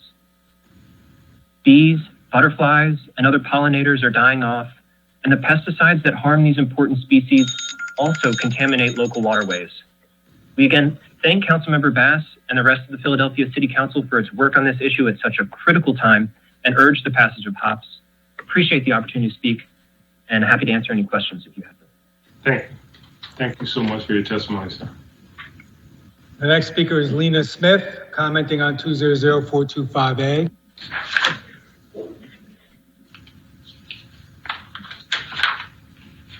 Morning. Good morning, Ms. Smith. Next speaker, please. The next speaker is Dr. Francis Rubin, commenting on 200-425A. Greetings. Good morning. My name is Dr. Francie Rubin. Good morning. My name is Dr. Francie Rubin. I'm speaking in favor of eliminating herbicides and fungicides from Philadelphia's public green spaces. I'm a veterinarian and owner of the Rockledge Veterinary Clinic, located just outside of Northeast Philadelphia. I've been a veterinarian for 31 years. My veterinary association, the AVMA, reports that 1 in 4 dogs dies of cancer every year. Almost 1 in 2 dogs over the age of 10 develops cancer. These are alarming statistics. When I walk my own dog during this clean summer, I can smell the lawn chemicals that many of my neighbors have applied. I see the little, almost invisible signs that the companies like True Green leave in the lawn. I often experience burning in my eyes and nose and a sore throat during these walks. These little signs, often inconspicuous, will say, "Don't walk on this area until dry." Who are they kidding? Do they think the dogs won't absorb the chemicals through their foot pads or inside their noses when they sniff the lawn once it's dry? Dogs' feet are the only part of the body that's wet. The pads are porous, and that means that all kinds of molecules can be easily absorbed through their feet, wet or dry. In addition, dogs lick their feet, thereby increasing their exposure by ingesting more toxic product. Most of the chemicals in these lawn applications have not been evaluated for their long-term health effects. With our dogs' life expectancies being shorter than ours, they are guinea pigs. As their cancer rate increases, we need to ask ourselves hard questions. Why is this happening? What are the causes? I can tell you it's not because they live longer. More younger pets succumb. We live in a toxic world. Better life through chemistry? I'm not so sure. I hope that you will vote in favor of banning all the potentially dangerous chemicals in our public spaces and set a precedent so that I can start a movement in my own community. Our children, our pets, helpless beings deserve our efforts to protect them from these dangerous chemicals. Thank you. Thank you so much for your testimony. Next speaker is Michael Majoon, commenting on 200-425A. This is Michaela Majoon. Can you hear me? Yes, we hear you. State Hello? your name for the record. Okay. And just proceed with your Thank testimony. you. I support the Healthy Outdoor Public Spaces bill to stop the city from using toxins in public places, but I'm here today to read the comments of another Philadelphia citizen. His name is John Janik. He's owned Good Host Plants Nursery for the past 5 years, and he's participated in many public land restoration efforts throughout Philadelphia over the past 10 years. And here's what John says. I strongly support passage of this bill. I've designed and planted many gardens over the years in the city, most of which first required removal of invasive species, and I've never used herbicides. I've always found mechanical removal to be the most successful technique. Even the most aggressive invasive species like Japanese knotweed can be eliminated using organic gardening techniques. In October 2019, I worked with about 50 students, and in just 2 hours, we removed English ivy from an entire block from the sidewalk to about 50 feet deep in the woods. The students learned about ecology and horticulture, and our work allowed native species to thrive and provide essential food for migrating birds. I recently moved to a property in Mount Airy that contains all of the invasive species that are found throughout Fairmount Park. Starting this past summer, I've been documenting what just one person can do to restore a critical wildlife habitat without the use of herbicides and pesticides. I believe the same techniques can be applied on a larger scale to our public spaces with buy-in from the city. Thank you for your time. Thank you for your testimony. The next speaker is Logan Weld, commenting on 200-425A. Morning.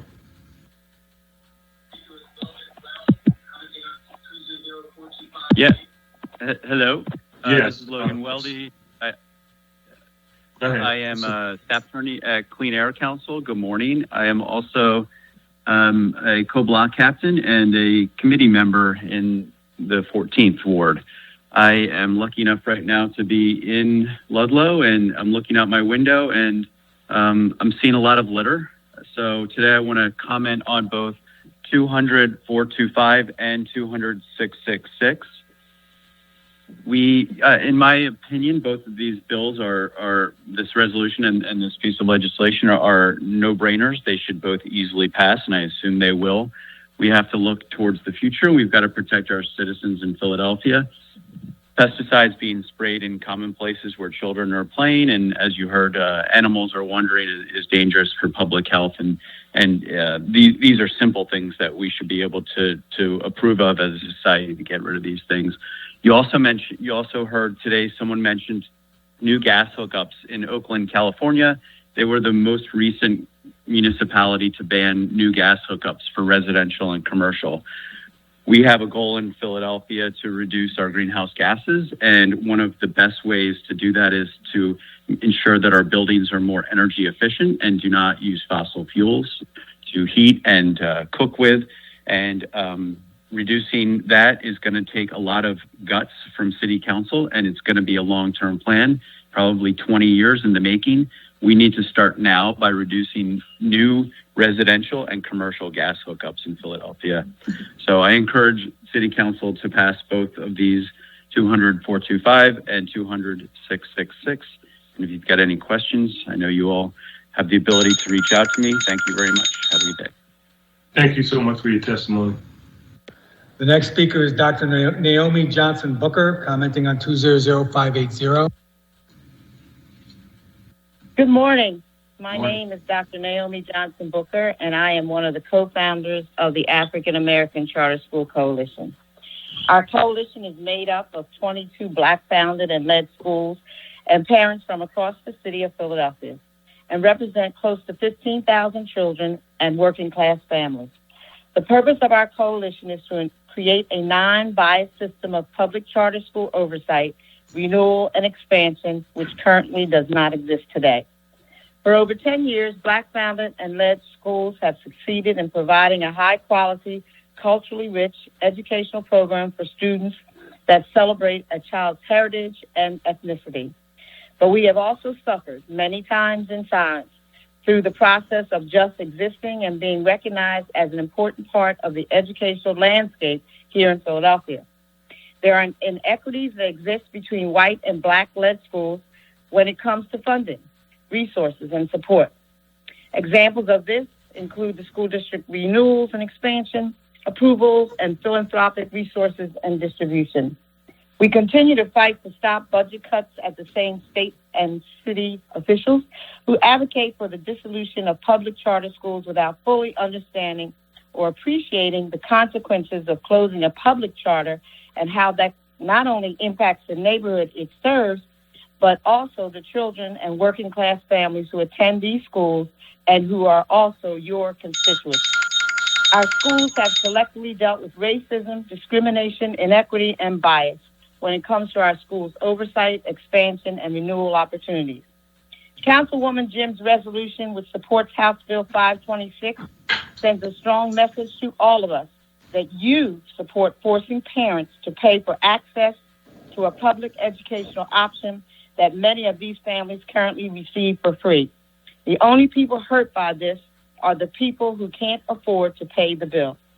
We all know and agree that the state charter school law needs to be revamped, but trying to have those quick fixes that negatively impact and hurt poor people do not work. It's not equal and it's not just. Therefore, we are asking that you please vote no to Councilwoman Jim's resolution. Thank you. Thank you for your testimony. The last speaker is Larry Jones, speaking on 200-580. Morning. Good morning. My name is Thank you.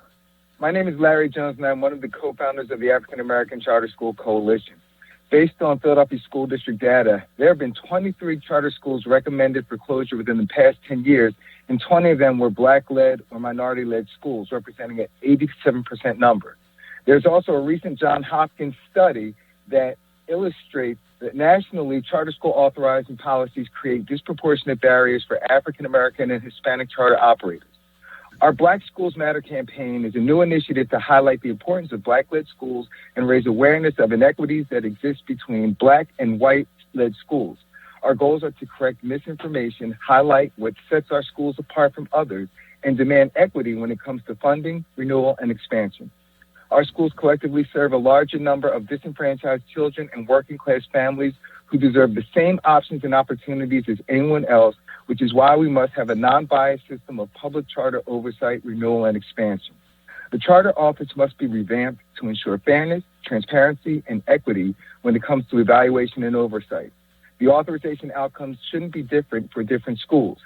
We want to work with the school board and the charter office to address these issues because we can no longer be silent. Our voices matter, and we hope all members of council will support our efforts as we continue to move our Black Schools Matter campaign forward. Additionally, we know Councilmember Jim's resolution supporting House Bill 526 is non-binding, but it is symbolic in nature. It sends the wrong message to parents and working-class families who wish to exercise their right to have a free public option where to send their child to school. This is a right afforded to many of you that you are now attempting to deny other families.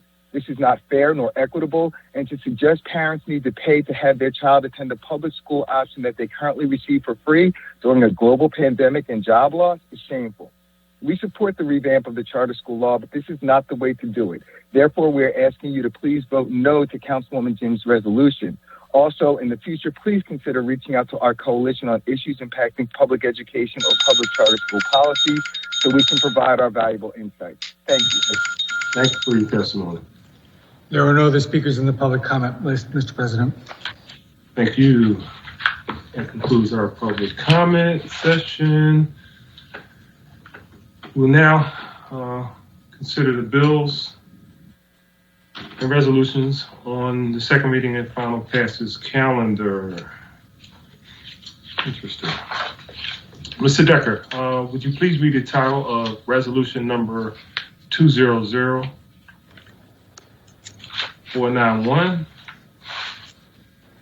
A resolution calling on the Kenney administration to develop a plan to be more inclusive of City Council when creating and implementing emergency public safety measures and restrictions.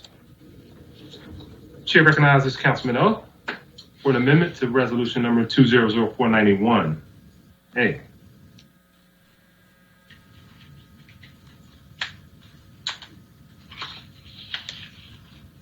Councilman O.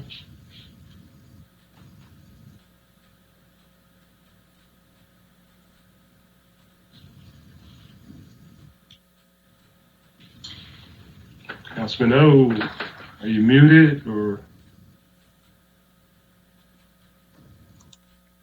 Here I am, Council President. Sorry, I've been having a little technical difficulty just now. Thank you, Mr. President. I'd like to offer an amendment to resolution number 200-491-A. A copy of the amendment has been circulated to all members of council, and I move for the adoption of the amendment. Second.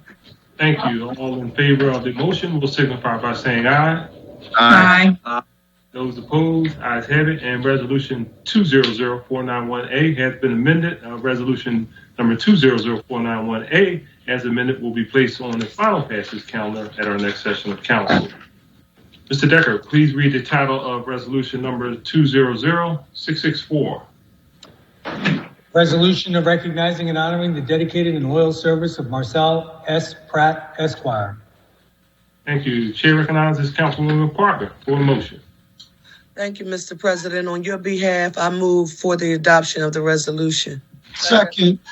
Thank you. It's been moved and properly seconded that the resolution be adopted. All in favor say aye. Aye. Aye. Opposed? Aye. Ayes have it, and the resolution is adopted. Mr. Decker, please read the title of resolution 200-666. A resolution declaring the intent to prioritize climate action and environmental justice in the ongoing COVID-19 recovery. Thank you. Recognizes Councilwoman Gilmore Richardson. Thank you, Mr. President. I enthusiastically move for the adoption of the resolution. Second. Thank you. It's been moved and the resolution be adopted. All in favor indicate saying aye. Aye. Aye. Those opposed, have it, and that resolution is adopted. Mr. Decker, please read the title of resolution number 0668. A resolution recognizing Thursday, November 9, 2020 as Children's Grief Awareness Day and honoring the work of Uplift Center for Grieving Children to meet the emotional needs of grieving children in the city of Philadelphia. Thank you. Recognizes Councilman Dunn. Thank you, Council President. I move for the adoption. The resolution is adopted. All in favor, saying aye. Aye. Those opposed, ayes have it, and that resolution is adopted. Mr. Decker, please read the title of resolution 00669. Resolution honoring and Aye. Aye. Those opposed, that resolution is adopted. Mr. Decker, read the title of resolution number 00670.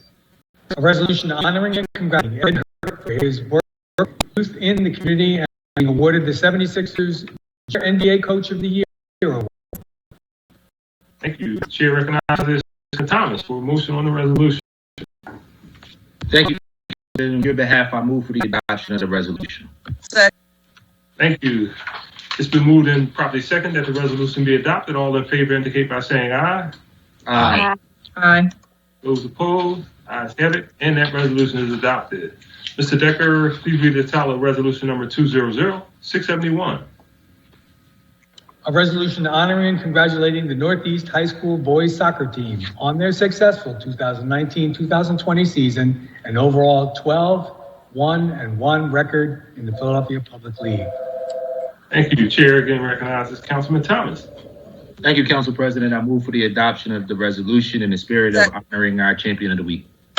Second. Thank you. It's been moved and seconded that the resolution be adopted. All in favor indicate by saying aye. Aye. Aye. Ayes have it. Those opposed, ayes have it, and that resolution is adopted. Mr. Decker, please read the title of resolution number 200-672. A resolution proclaiming November as Lung Cancer Awareness Month. Thank you. Chair recognizes Councilman Squilla. Thank you, Mr. President. I move for the adoption of the resolution. Second. Thank you. It has been moved and seconded that the resolution be adopted. All in favor indicate by saying aye. Aye. Those opposed, ayes have it, and that resolution is adopted. Mr. Decker, please read the title of resolution number 200-132. A resolution appointing Garcia Primavera to the Board of Directors for the Old City Special Services District. Chair recognizes Councilman Squilla for motion. Thank you, Mr. President. I move for the adoption of the resolution. Second. Thank you. It has been moved and seconded that the resolution be adopted. All in favor indicate by saying aye. Aye. Aye. Those opposed, ayes have it, and that resolution is adopted. Mr. Decker, please read the title of resolution number 200-133. A resolution appointing Valerie Lyons to the Board of Directors for the Old City Special Services District. Thank you. Chair again recognizes Councilman Squilla. Thank you, Mr. President. I move for the adoption of the resolution. Second. It has been moved and properly seconded that the resolution be adopted. All in favor say aye. Aye. Those opposed, ayes have it, and that resolution is adopted. Mr. Decker, please read the title of resolution number 200-134. A resolution appointing Catherine Bittner to the Board of Directors for the Old City Special Services District. Chair again recognizes Councilman Squilla for a motion. Thank you, Mr. President. I move for the adoption of the resolution. Second. Thank you. It's been moved and seconded that the resolution be adopted. All in favor indicate by saying aye. Aye. Those opposed, ayes have it, and that resolution is adopted. Mr. Decker, please read the title of resolution number 200-135. A resolution appointing Jonathan Dubrow to the Board of Directors for the Old City Special Services District. And the chair recognizes Councilman Squilla. Thank you, Mr. President. I move for the adoption of the resolution. Second. Thank you. It's been moved and seconded that the resolution be adopted. All in favor say aye. Aye. Those opposed, ayes have it, and that resolution is adopted. Mr. Decker, please read the title of resolution number 200-271. A resolution appointing Jack Soloff to the Board of Directors of the Center City District. Second. Thank you. Chair recognizes Councilman Squilla. Thank you, Mr. President. I move for the adoption of the resolution. Second. It's been moved and properly second that the resolution be adopted. All in favor indicate by saying aye. Aye. Aye. Those opposed, ayes have it, and that resolution is adopted. Mr. Decker, please read the title of resolution number 200-272. A resolution reappointing Randall Scott to the Board of Directors of the Center City District. Chair recognizes Councilman Squilla. Thank you, Mr. President. I move for the adoption of the resolution. Second. It has been moved and properly second that the resolution be adopted. All in favor indicate by saying aye. Aye.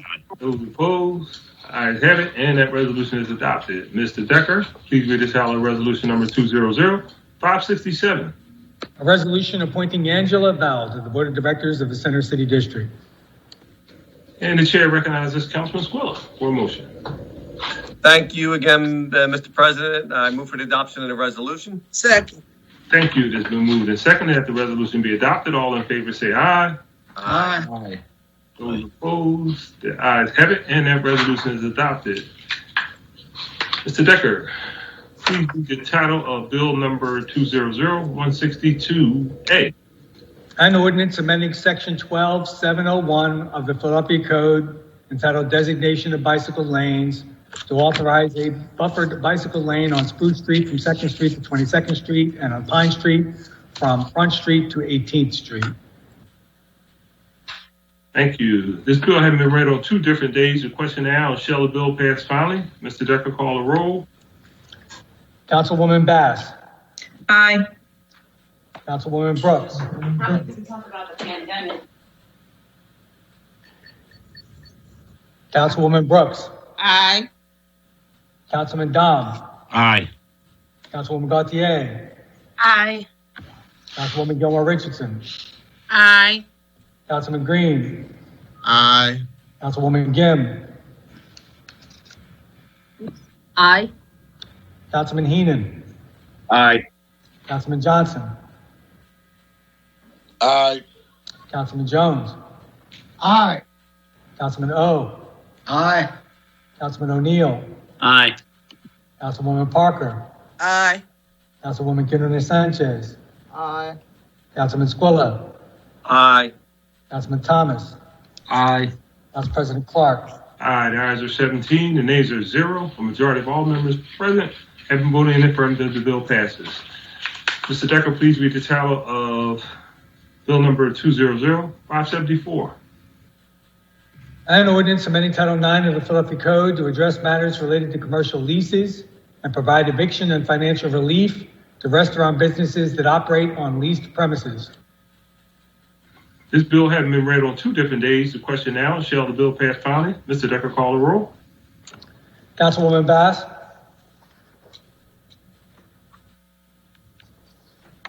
Aye. Councilwoman Brooks. Aye. Councilman Dom. Aye. Councilwoman Gauthier. Aye. Councilwoman Gilmore Richardson. Aye. Councilman Green. Aye. Councilwoman Gim. Aye. Councilman Heenan. Aye. Councilman Johnson. Aye. Councilman Jones. Aye. Councilman O. Aye. Councilman O'Neill. Aye. Councilwoman Parker. Aye. Councilwoman Quinones Sanchez. Aye. Councilman Squilla. Aye. Councilman Thomas. Aye. Council President Clark. Aye, the ayes are 17, the nays are 0. A majority of all members have been voting in the affirmative. The bill passes. Mr. Decker, please read the title of Bill number 200-425A. An ordinance amending Title VI of the Philadelphia Code, entitled Health Code, by creating a new Chapter 6-1300 entitled Healthy Outdoor Public Spaces to promote a healthy environment that protects the public from the risks of toxic herbicides by prohibiting their use on all city-owned or used public grounds, including but not limited to parks, trails, recreation centers, and playgrounds, establishing reporting requirements, and establishing a private right of action. Thank you. Chair recognizes Councilwoman Bass. Thank you, Mr. President. First, I would like to thank the public for voicing both their support and concerns on this bill during the Public Health and Human Services Committee hearing in October. We had over 50 people testify and over 40 people submit written testimony. During the hearing, we heard from testifiers about a number of issues, including the health and environmental risks linked to toxic chemicals found in synthetic herbicides, the issues of managing and suppressing invasive species in order to protect our native plants and animals, and the concerns with cost and implementation of using organic land care methods without using synthetic herbicides. In the end, we all could agree Philadelphians want to reduce pesticide use, protect both the public health and the health of the land, improve record-keeping oversight and accountability, and promote non-chemical pest and land management. They also want to be involved in the process.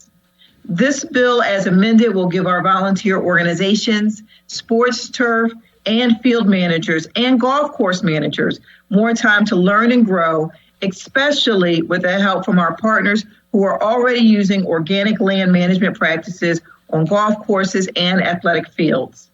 It will also provide flexibility to the prohibition on synthetic herbicide use by establishing a waiver process under the Department of Health to allow for the use of synthetic herbicides when there is an emergency that threatens the public health, safety, or welfare of persons, or involves an invasive species that threatens the overall health of the ecosystem and is necessary after organic methods prove insufficient. An advisory committee of accredited professionals in medicine, public health, environmental science, and organic land management from the community will be established to evaluate and make recommendations to the department concerning waivers requested and to oversee the implementation of this legislation. This year especially, our communities are turning to Philadelphia's parks, fields, and playgrounds more than ever before. We must prioritize the health and safety of our communities, particularly our underserved communities, which have been plagued by enhanced exposure to environmental toxins. We must also reevaluate our approach to land management. As little as 0.1% of an applied pesticide interacts with its targeted weed or pest. The remainder contaminates the soil, the air, and water, and can have significant non-target effects throughout the entire ecosystem. Reliance on these chemicals have disrupted soil health. Residues of these chemicals have been detected in our drinking water and everyday foods. And these chemicals are documented as harmful to birds, fish, pets, aquatic organisms, and bees. Organic land care is not simply about the type of pesticide used, but rather a holistic practice that focuses on restoring and enhancing biological cycles involving soil microorganisms, plants, and animals. If we learn to manage our land through an organic and regenerative systems approach, the need for chemical treatment will disappear. Many organizations here in Philadelphia and outside the city of Philadelphia are already doing this work.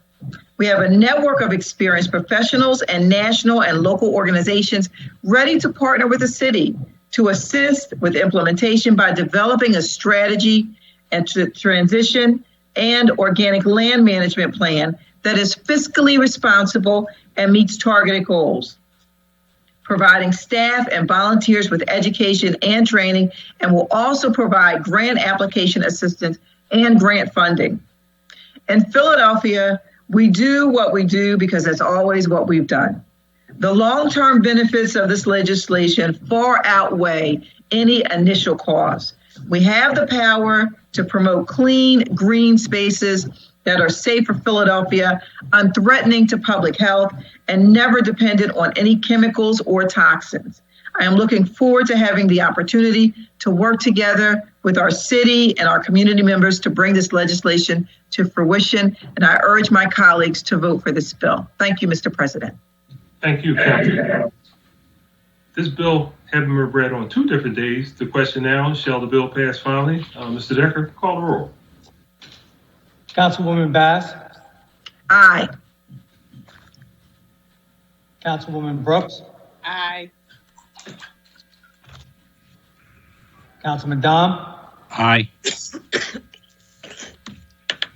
Councilwoman Gautier, Aye.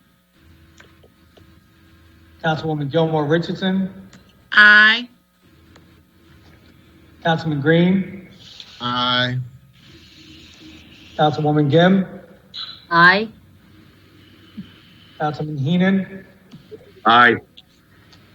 Councilman Johnson, Aye.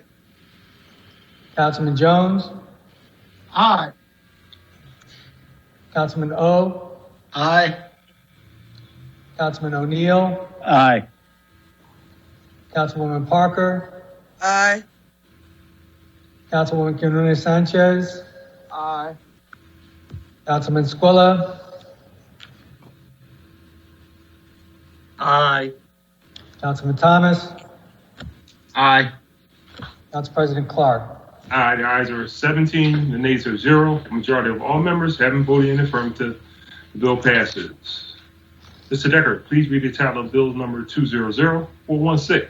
An ordinance to amend the Philadelphia zoning maps by changing the zoning designations of certain areas of land located within an area bounded by Buckier Street Extended, the Delaware River, Orthodox Street Extended, and Richmond Street. This bill having been read on 2 different days, the question now, shall the bill pass finally? Mr. Decker, call the roll. Councilwoman Bass, Aye. Councilwoman Brooks, Aye. Councilman Dom, Aye. Councilwoman Gautier, Aye. Councilwoman Gilmore Richardson, Aye. Councilman Green, Aye. Councilwoman Jim, Aye. Councilman Heenan, Aye. Councilman Johnson, Councilman Jones, Aye. Councilman O, Aye. Councilman O'Neill, Aye. Councilwoman Parker, Aye. Councilwoman Quinones Sanchez, Aye. Councilman Squilla, Aye. Councilman Thomas, Aye. Council President Clark. Aye, ayes are 17, the nays are 0. Majority of all members having voted in the affirmative, the bill passes. Mr. Decker, please read the title of Bill number 200588. An ordinance amending Title 17 of the Philadelphia Code entitled Contracts and Procurement by amending Chapter 17-100 entitled Procurement Contracts to add disclosure requirements related to prior contracting experience and the demographic characteristics of employees and board members of contractors and subcontractors for city contracts for competitively bid goods. Thank you. Chair recognizes Councilwoman Parker for an amendment to Bill number 200588. Thank you, Mr. President. I would like to offer an amendment to Bill number 200588. A copy of the amendment has been circulated to all members of council. I move for the adoption of the amendment. Second. Thank you. All in favor of the motion will signify by saying aye. Aye. Aye. Aye. Those opposed? Ayes have it. And Bill number 200588 has been amended. Bill number 200588, as amended, will be placed on the final passage calendar for the next session of council. Mr. Decker, please read the title of Bill number 200589. An ordinance amending Chapter 17-100 entitled Procurement Contracts by adding requirements related to the provision of information regarding the demographic characteristics of employees of and the labor force used by city contractors and subcontractors in the performance of work under certain city contracts for competitively bid services. Thank you. Chair again recognizes Councilwoman Parker. Thank you, Mr. President. I would like to offer an amendment to Bill number 200589. A copy of the amendment has been circulated to all members of council. I move for the adoption of the amendment. Second. Thank you. All those in favor of the motion will signify by saying aye. Aye. Aye. Those opposed? Ayes have it. And Bill number 200589 has been amended. Bill number 200589 as amended will be placed on the final passage calendar at our next session of council. Mr. Decker, please read the title of Bill number 200590. An ordinance amending Title 17 of the Philadelphia Code entitled Contracts and Procurement by amending Chapter 17-100 entitled Procurement Contracts and Chapter 17-1400 entitled Non-Competitively Bid Contracts, Financial Assistance. to add disclosure requirements related to prior contracting experience and the demographic characteristics of employees, other sources of labor, and board members or of contractors and subcontractors for city contracts for public works, other competitively bid services, and professional services, and by adding reporting requirements. Thank you. Chair again recognizes Councilwoman Parker. Thank you, Mr. President. I would like to offer an amendment to Bill number 200590. A copy of the amendment has been circulated to all members of council. I move for the adoption of the amendment. Second. Thank you. All in favor of the motion will signify by saying aye. Aye. Aye. Those opposed, ayes have it. And Bill number 200590 has been amended. Bill number 200590 as amended will be placed on the final passage calendar at our next session of council. Mr. Decker, do you have any additional resolution? A resolution authorizing the Committee on Licenses and Inspections to hold hearings to evaluate current permitting procedures and to identify ways to safely simplify the construction permitting process, with the ultimate goal of accelerating the timely completion of commercial and residential projects, introduced by Councilwoman Parker on behalf of Council President Clark. Chair recognizes Councilwoman Parker. Thank you, Mr. President. On your behalf, I move for the adoption of the resolution. Second. To move and properly second that the resolution be adopted, all in favor indicate by saying aye. Aye. Aye. Those opposed, ayes have it, and that resolution is adopted. And a resolution authorizing the Committees on Public Safety and Public Health and Human Services to hold joint hearings to examine the city's preparedness to respond to hospital bed needs of the public during the public health emergencies and to explore Plan B locations for temporary hospital sites, introduced by Councilman Jones. Chair recognizes Councilman Jones. Thank you, Mr. President, and I recognize all of the co-sponsors that have signed on to this resolution, and I move for its adoption. Second. Thank you. It's been moved and seconded that the resolution be adopted. All in favor indicate by saying aye. Aye. Aye. Aye. Those opposed, ayes have it, and that resolution is adopted. And a resolution authorizing the Philadelphia City Council Committee on Parks, Recreation, and Cultural Affairs to hold public hearings examining the feasibility of establishing a new Boys and Girls Club at Rose Playground, introduced by Councilman Jones. Chair again recognizes Councilman Jones. Thank you, Mr. President. I move for its adoption. Second. Thank you. It's been moved and seconded that the resolution be adopted. All in favor say aye. Aye. Aye. Those opposed, ayes have it, and the resolution is adopted. And a resolution authorizing the Committees on Public Safety and Public Health and Human Services to conduct joint hearings to examine available options for protecting Philadelphians in the Philadelphia jail system and the Pennsylvania prison system from COVID-19, introduced by Councilman Johnson. Chair recognizes Councilman Johnson. Council President, I move for the adoption of the resolution. Second. Thank you. It's been moved and seconded that the resolution be adopted. All in favor indicate by saying aye. Aye. Aye. Those opposed, ayes have it, and that resolution is adopted. And a resolution authorizing the Fiscal Stability and Intergovernmental Cooperation Committee to hold hearings examining the economic impact of the coronavirus-related restrictions on Philadelphia's restaurants and other significantly affected businesses, and to explore how these actions will impact the safety of our citizenry and the City of Philadelphia's 5-year financial plan, introduced by Councilman Dom. Chair recognizes Councilman Dom. I move for its adoption, Council President. Second. It's been moved and probably second that the resolution be adopted. All in favor say aye. Aye. Aye. Those opposed, ayes have it, and that resolution is adopted. There are no other resolutions on the final passage calendar, Mr. President. Thank you very much. That completes our calendar for today. Prior to recognizing members regarding speeches, I will note for the record at this time that we will use the chat feature available in Microsoft's Teams to allow members to signify that they wish to be recognized. In order to comply with the Sunshine Act, the chat feature must only be used for this particular purpose. With that said, are there any speeches on behalf of the minority? Chair recognizes Councilman O. Thank you very much, Council President. Today I introduced a bill to amend the code regarding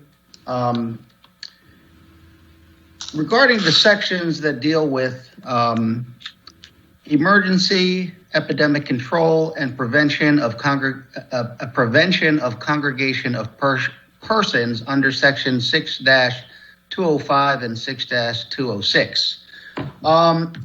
There's no limitation on these orders compared to section 10-819, which is state of emergency, which is what I originally thought was the authority of the mayor to issue citywide restrictions. And that's a well-written section that basically provides the mayor 2 weeks in which he can declare an emergency to shut down bars, restaurants, things like that, followed by another 2 weeks. But after 4 weeks, the mayor must get approval from city council with a written explanation of what he is trying to do and why he needs to do that. However, the other two sections, which it appears is how the city is proceeding, has no time limitation, no reporting requirements or anything like that.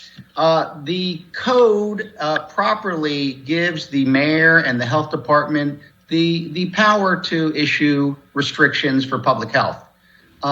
What I'm introducing, very similar to the section on state of emergency, is a limitation of 60 days, after which, if there is a desire to continue with these restrictions, they have to get approval from this body, which I think is proper, being that this is a check and balance, a body that is very accessible to the public, whereby we can ask the health commissioner, the administration, why they want to continue the restrictions. Have they been successful? What is their data? What have they learned?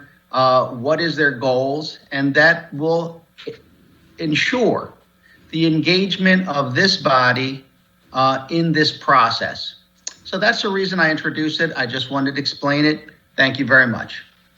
Thank you, Councilman. Speeches on behalf of the majority. Chair recognizes Councilwoman Gilmore Richardson. Thank you so much, Mr. President. I have two important issues I want to raise today. First, I want to thank you, colleagues, and all of the citizens who testified in support of the Green Recovery Resolution. Right here in Philadelphia, we are already feeling the impacts of climate change. Last week, a report came out showing the average winter temperatures have risen 4.8 degrees in Philadelphia since 1970, and the season has 19 more days with above normal temperatures. This summer, we also had record-breaking average minimum, which we were also around 5 degrees warmer than in the 1960s. We cannot wait any longer to take action. As climate change worsens, entire swaths of the globe will be uninhabitable, disrupting life as we know it. And these impacts are not felt equitably. Today in Philadelphia, your zip code determines your life expectancy, and that isn't an accident.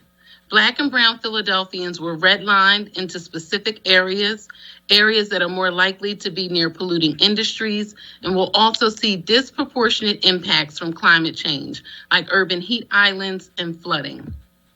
Our economy is also in need of new growth and innovation in clean energy, energy efficiency, organic land management, green infrastructure, materials reuse and recovery, and many more sectors of the green economy provide the opportunity to help put Philadelphians back to work in family supporting and sustaining jobs, spur new business development, and put Philadelphia at the forefront of these fast-growing industries. I want to thank the over 60 organizations that participate in the Civilian Environmental Advisory Committee who have taken the time to partner with us to work on how we can address these big challenges. And I want to thank you, colleagues, and the administration, past and present, who have worked so hard to build a strong foundation on climate action here in Philadelphia. I appreciate your willingness to stand with me on this bold vision for our city, and I look forward to working with you to make this vision a reality. Second, I want to address an issue that feels deeply personal to me. As a graduate of the Philadelphia High School for Girls, I know how impactful a high school academic experience can be. Every good thing in my life is a result of the Philadelphia High School for Girls. Girls High gave me a strong academic foundation, confidence, and the support I needed to thrive. Without Girls High, I may not be sitting here today as a member of Philadelphia City Council. So when I read about John W. Hallahan Catholic Girls High School and Bishop McDevitt High School, I felt compelled to support the respective boards, alumni, staff, and students who are fighting to keep their doors open. John W. Hallahan is the first all-girls Catholic high school in the country and is on the cusp of celebrating their 120th anniversary. Hallahan has graduated over 43,000 women of all backgrounds and faiths, many who are industry leaders and public servants right here in Philadelphia and also in our Philadelphia City Council.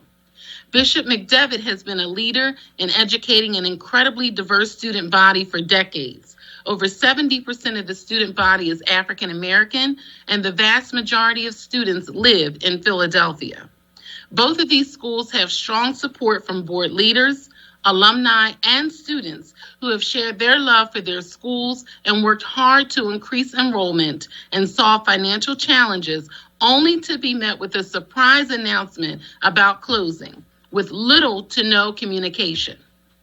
Additionally, I do not think it's a coincidence or a happenstance as this information continues to unfold that the site adjacent to Hallahan at 1801 Vine, what we've known as Family Court, will go back out to bid after it was proposed as a hospitality site and a Black-owned hotel, to the surprise of many of us.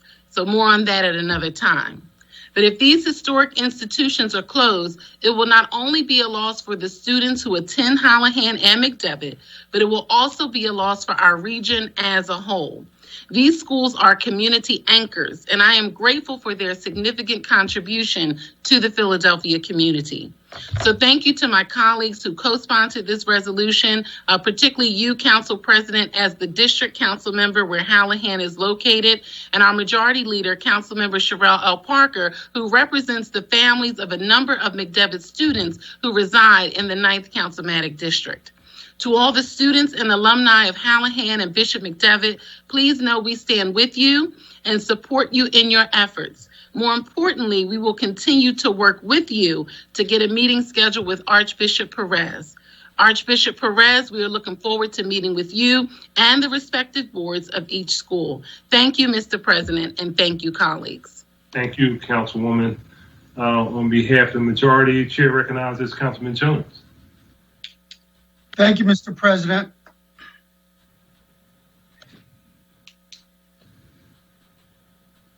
Today I introduced a resolution to evaluate what I call Plan B. Plan B deals with the fact that we as a nation have come dangerously close to running out of beds and facilities that can house patients that are stricken by the coronavirus.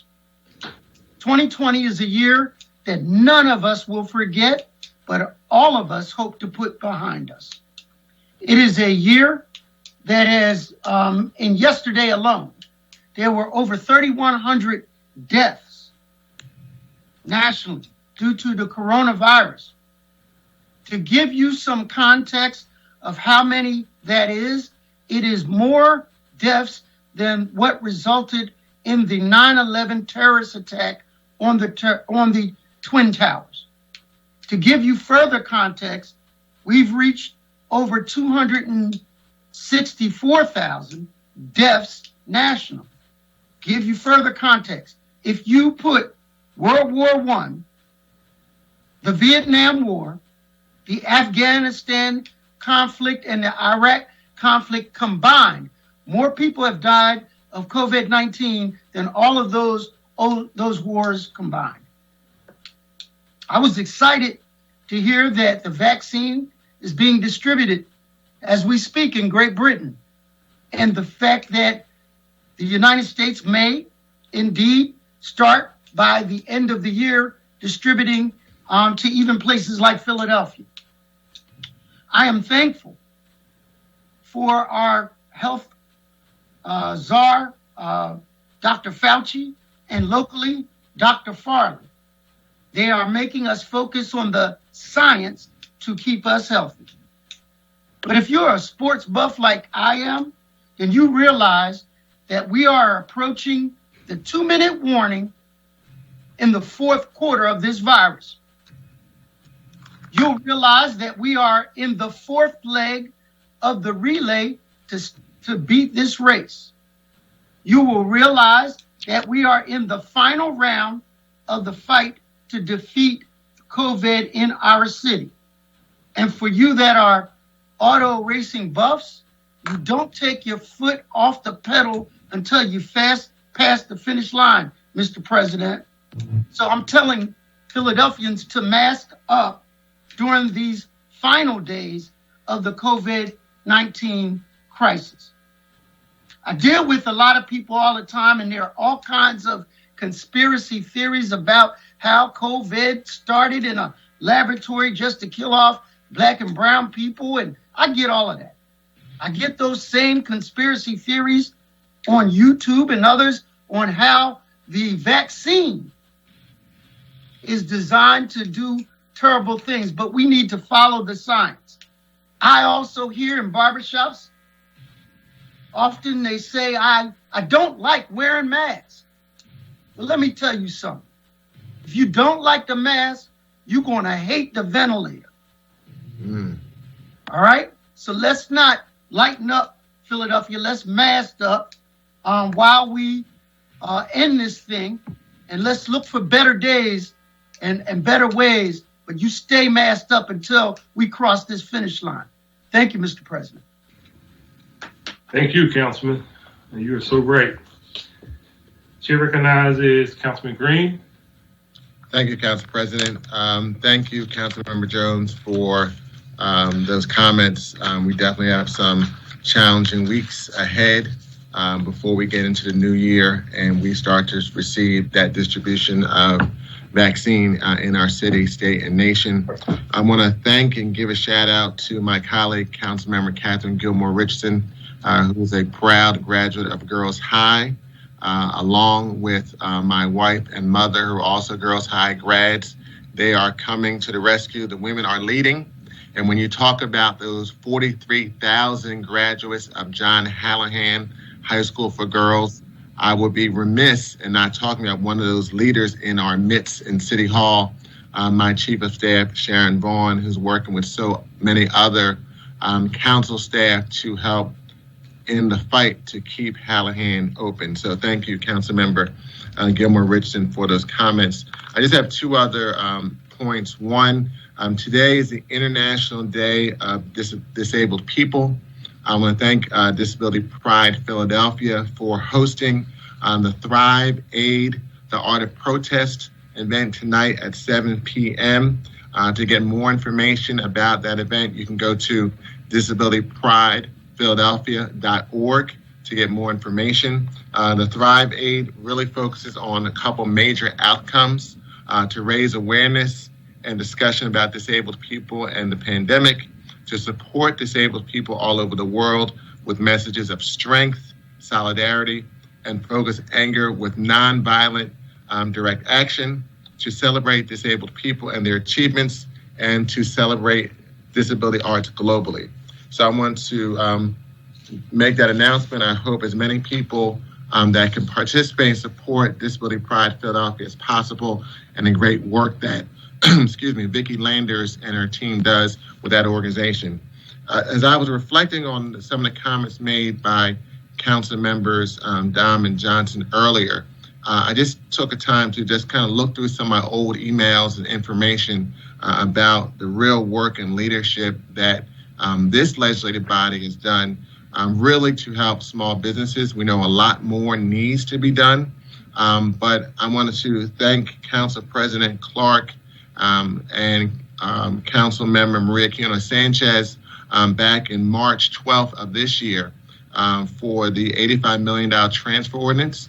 And of that transfer ordinance, $7 million was dedicated to the Philadelphia COVID Small Biz Relief and Grant Fund. I believe, just based on my work with both the National League of Cities and Pennsylvania Municipal League and Democratic municipal officials, probably one of the first, if not the first, initiative by a legislative body in this country to help small businesses. Remember, March 12th was a week before we actually had the full lockdown, or the beginning of the lockdown here in the city of Philadelphia and also around the nation. And out of that $7 million, it went to a total of about $13 million, another $2 million from Commerce, a couple other $1 million raised from private sources to help small businesses. And within the first 15 days of that grant process being open, we at the city received 7,200 applications representing $146 million. And so this was an initiative funded by the quick work of this body to create a fund to help small businesses well before the payroll protection program and even before some of the initiatives at the state level. And then throughout the summer, working with Councilmember Squilla, we had hearings in the Joint Finance and Commerce and Economic Development Committee. And then we also learned that over the summer that Governor Wolf and Senator Hughes, and I know Councilmember Parker, our majority leader, helped pull together a number of us on calls to talk about that initiative of $225 million helping small businesses. And we implored the city to provide additional dollars to help in that regard. When we continued having hearings September 30th, we heard from Jim Burnett and Dan Benecourt. Many people know Jim Burnett from the West Philadelphia Financial Services Institution, and Dan Benecourt is the CEO of Community First Fund, and they are both part of a CDFI network. And what they informed us during that September 30th hearing, that was a Joint Finance and Commerce and Economic Development Committee hearing, is that we needed to put in additional money to help small businesses to augment the money that Councilmember Parker told us about, as well as Senator Hughes, to provide some additional resource to help small businesses here in the city of Philadelphia. We learned that Montgomery County put in $10 million. Pittsburgh had put in $20 million, and we still were just at that $7 million threshold. And a period later, the administration put in initially $20 and then another $10 million of CARES dollars, following up some of the issues that I and other members of council, as well as these CDFI advocates, made to help small businesses. And I know that throughout this year, Councilmember Dom had legislation that we adopted in reference to sidewalk sales. Councilmember Isaiah Thomas focused on local bid preferences to help small businesses during COVID. Councilmember Jones, through his longtime work of talking about small businesses, introduced a resolution for hearings on safe reopening for small businesses. And I know that Councilmember Dom, as well as Councilmember Johnson, have been bringing together restaurants to talk about these issues, how they've been impacted by these issues. And then just this week, we had a Finance Committee hearing, and we were having some questions about relief measures. And in my office, Frank Iannuzzi and I reached out to the Revenue Commissioner, asking him, what about some relief on use and occupancy tax?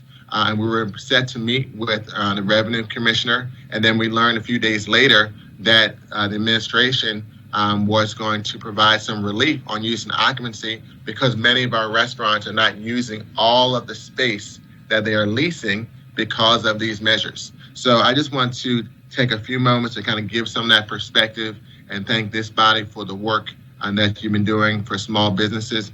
And despite all the challenges that we are seeing, small businesses are still opening.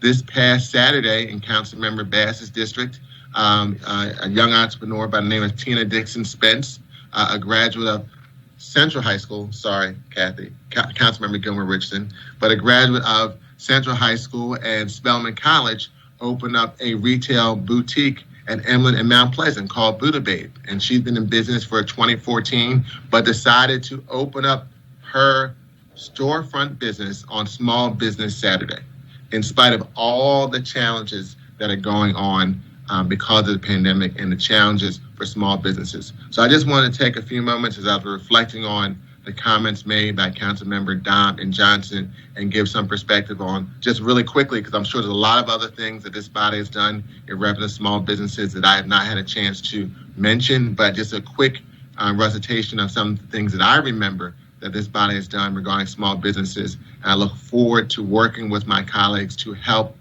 all the small businesses get through this global pandemic that has also been an economic crisis in our city.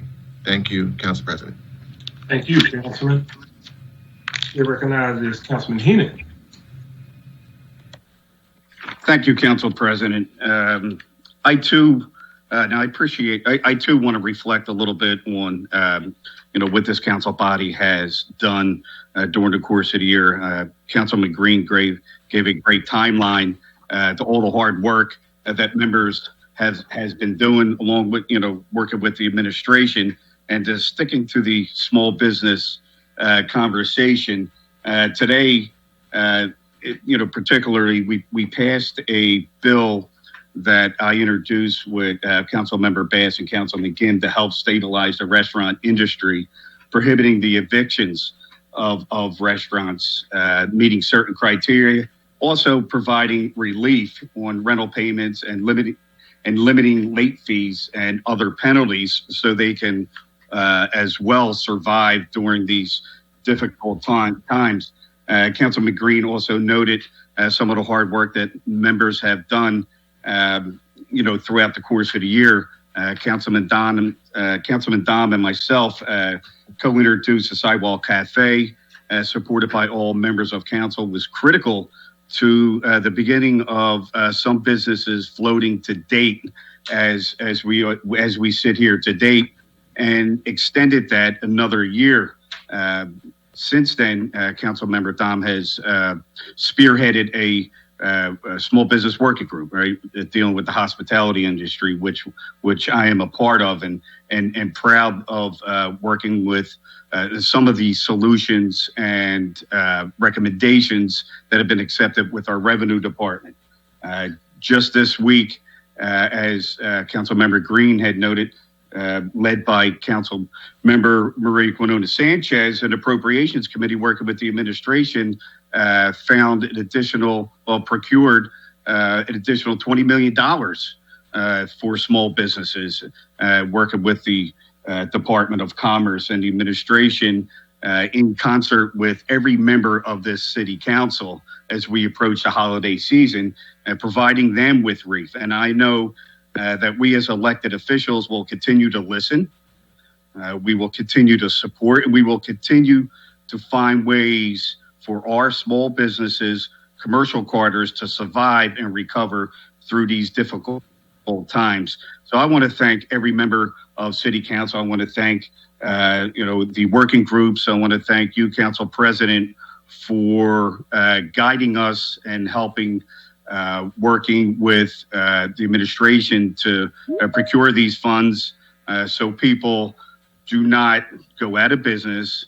I am getting a little disturbed and frightened about the GoFundMe pages for a lot of our small businesses in our neighborhoods. And that's why I strongly encourage everyone in Philadelphia, especially our members. We can use our social media outlets and PHL Council. All right, strongly encourage everybody to shop and buy local during these holidays because this beginning of the holiday season, people are going to look for us to support our local businesses, and I strongly encourage that. And I want to thank you all for your continued support. What do you need now? That we represent. Thank you, Council President. Thank you, Councilman. I think Riley has some in her room he can use. Hi. Okay. Chair recognizes Councilwoman Parker. Thank you, Mr. President. I want to take this opportunity to join with you and my colleagues in sending my sincere respect and sympathy to members of the Temple family, Joey Temple's family. A lot of people met Joey through politics, and a lot of them met him if you were at WHAT or WDAS radio station. But I met Joey when I was a young girl. I know I'm telling my age, catching a C bus from 19th and Cheltenham, staying on it until I got to Broad and Lehigh, getting off there, Mr. President, taking a 54 bus, and other people may not know, but you know, I was getting off at 31st and Lehigh to go to Big Mert's house, where my great-grandmother, my grandfather's mother lived, and all of my aunts and uncles, and I have deep roots in that Strawberry Mansion community. And so when I first met Joey, it was because he was always at my family's house when we were having family cookouts. You know, people say, Sherelle, you know, Uptown, right? Yeah, I was in West Oak Lane, but we come from North Philly. And let me tell you this, the best communal sort of block parties, they were in North Philly on 31st Street with families coming together, and Joey was there. So I want to say to you, Joey, to Mark Temple, Autumn, who is BFFs with my niece, Asia, and another one of their family members, and Curtis Jones. I know you know this name because these are the stalwarts from the past that some people might think we forget, but I'm talking about Melba Guy. You all will remember Melba Guy. That was, you know, Joey's aunt. And so to that family who has given so much to Philadelphia, I want you to know that Joey Temple was a part of us, and we send you our respect. Secondly, I want to say a special thank you to Councilwoman Catherine Gilmore Richardson. You know, you are a member of this body now, but Councilwoman Richardson, you've been educating me and teaching me since you were a staffer in this body. The leadership that I just watched you display regarding this green recovery resolution, and to members of the public in my district, you know, I'm a teacher by profession, so I believe in always giving credit where credit is due. You know, documenting, don't plagiarize somebody's work. I didn't even know what a heat island was, Councilwoman, but I learned that because of your work, and I want to say thank you. And for the Bishop McDevitt Hallahan resolution. You and I talked, you know, I had members of my district, particularly up here with the West Oak Lane Youth Association, or Oak Lane Youth Association, Wildcats, our Ivy Hill. And I know it's Catholic, and, you know, I'm a proud supporter of public schools, but, you know, growing up in the community I was in, we had St. A's, we had St. Therese, Hallahan was where you look forward to, Doherty was where people went, and of course, there was Bishop McDevitt, and my nephew graduates this year, Noah, Tanyel's son. And Councilwoman, while you are working and leading on this effort, I hope you will also look at the Desi family, Eleanor and Chris, that you know they've been actively engaged with the diocese. And if there's anything I can be doing, Councilwoman, to help, I want you to call on me. Finally, I want to mention that our late governor, Bob Casey, and many of us on here, we know him well. He had a saying relative to elected officials.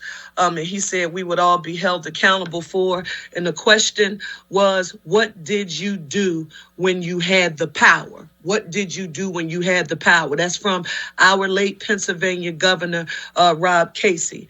Mr. President, I want to say to you and all members of our legislative body that last night I had the opportunity to participate in the Community Revitalization Award celebration that was sponsored by a group that has a long name. It's the Affordable Housing Centers of Pennsylvania, but we call them ACOPA. And I was there with Executive Director Ken Begos and a lot of lenders and realtors. And all they were talking about, Mr. President, was the number of homeowners, new homeowners in the city of Philadelphia, Councilmember Squilla, who could take advantage of Philly First Home.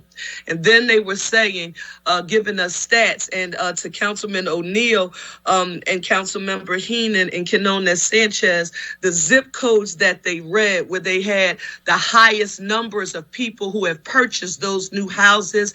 They were in our areas. And Mr. President, I've got to say this for the record.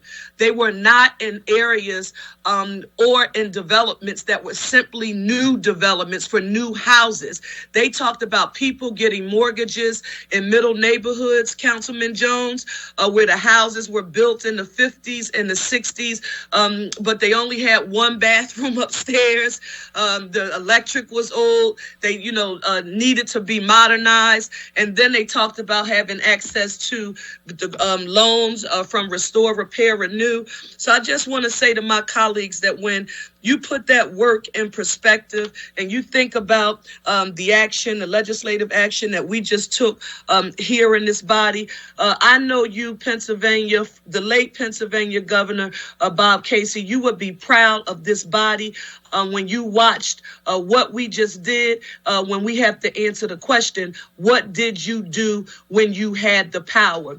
We did this to lower the number of Philadelphians, and I want to be clear for the record, who are renters because they decide to be renters in their own right. We will not be happy in simply advocating for rental assistance to keep people in a constant state of paying $1,500, $1,600, $1,700, sometimes $2,000 to rent a house. And for those people who can even afford rent right now, some can't. People don't believe this because a lot of people don't see it. People are renting rooms. Families are renting rooms because they don't have access to the dollars to actually either rent a home or become homeowners. So I'm not going to be satisfied, Mr. President, with people talking about home ownership versus Philadelphians and in Philadelphia, and it's almost at 50-50. I want us back up to the numbers when we could say, despite our high poverty rate, that Philadelphia had one of the highest rates of home ownership amongst all cities in the nation, because we want our people self-sufficient and we want them to have the ability to build wealth the way people like my grandmother with an 8th grade education, daddy with limited education but having served in the circus. And when they moved from North Philly on uptown, like the Jeffersons, they owned. And it shouldn't just be them. Everybody has a right to do it. And special thanks to us for putting together the plan, and you, Mr. President, for leading that, and for us having the gumption to support it. So thank you so very much, colleagues. We may agree to disagree on a whole lot of issues, but I want to thank each of you for your work. I would put our body of work against any other municipal legislative body in this nation, and more important than that, the sausage making that people don't see behind the scenes. And I want the public to know this: we can't get anything done unless we give each other our words, and when we give our words, we've got to make our words matter. So I'm happy that for my colleagues, when they say yes, they say yes, and when you say no, you say no, and I can go to sleep and I don't have to worry about you changing your mind 3 minutes after you giving me a yes or a no, because I know you mean what you say. Thank you, Mr. President. Thank you, Councilwoman. Thank you. That Philly First is one of the best programs that we've actually done. Really proud and happy for those individuals that took advantage of it. Chair recognizes Councilman Thomas. Thank you, Council President. I guess I'll start by echoing the sentiments of my colleague, Council and Council Representative, Councilmember Parker, when she talks about the work of this body. We've been spending a lot of hours in hearings, and I tried to listen to every single piece of testimony that is a part of any hearing that I'm in. And I remember being in a hearing and listening to a witness who happened to be listening to this council work. And she talked about the fact that she was new to Philadelphia, and she was very impressed with how the body was working, the work that was being done, and how unapologetic we were about advocating for poor people and people of color. And I think sometimes what happens is, when you hear us say these things day in and day out, week in and week out, but you still see folks suffering from the coronavirus crisis and other crises that we have in the city. It's hard to appreciate the work that's being done and the things that's being done behind the scene. And sometimes our biggest victory are the things that we prevent from ever happening to people, which is often difficult for people to see because that's not something tangible. It's not something they can touch. So I do commend Councilmember Parker, and I commend the entire body, because even when we disagree, you see people's passion and their intentions as it relates to representing those who put them in office. I also want to echo the sentiments of a lot of my colleagues in talking about Mr. Joey Temple. I don't do this often, but Mr. Temple meant a lot, not just to a lot of people in his council body, but to somebody like me. I didn't have the traditional entrance into politics, and it wasn't easy for me in the beginning. And you remembered a few people who were nice to you when you weren't necessarily polished in what it is that you were trying to do. And he was one of those people who made an early impression in me. He was one of those people who gave me that positive energy that I needed to kind of continue to fight the good fight, even when I wasn't putting up the best possible argument for myself. And so I appreciate and commend him, just learning all the different things he's been a part of. I know the political scene is one, but Mr. Temple was very instrumental in the basketball community as well, too. The Sunny Hill League and a lot of different initiatives coming up in the basketball scene. And I'm a big time sports person. So I just wanted to just put that out there as a part of his legacy. Also, the Disadvantaged Communities Task Force, we will be having our listening session this evening with representatives from the 3rd Councilmanic District. I want to thank my colleagues, Councilmember Sanchez, as well as Councilmember Squilla, and the people of the 7th and 2nd Councilmanic District, because we heard from them recently and they gave us more valuable information. And of course, thank you to my co-chair, Councilmember Catherine Gilmore Richardson, and I'm proud to co-sponsor her bill supporting her resolution supporting those institutions that are looking to close.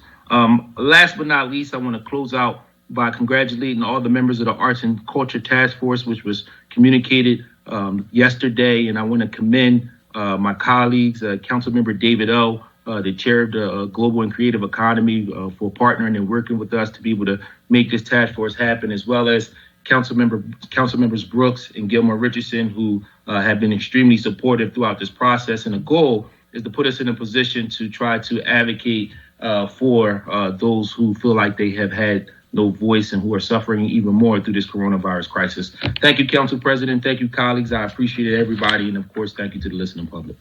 Thank you, Councilman. Thank you for that great work that you guys are doing on the task force. Awesome work. I believe that is the last of speeches on behalf of the minority and majority. So with that, I would like to recognize Councilman Jones for a motion to adjourn. Thank you, Mr. President. I move that council stand adjourned until Thursday, December 10th, 2020 at 10 a.m. Second. Thank you. It's been moved and seconded. Council stand adjourned until Thursday, December 10th, 2020, 10 a.m. All in favor will say aye.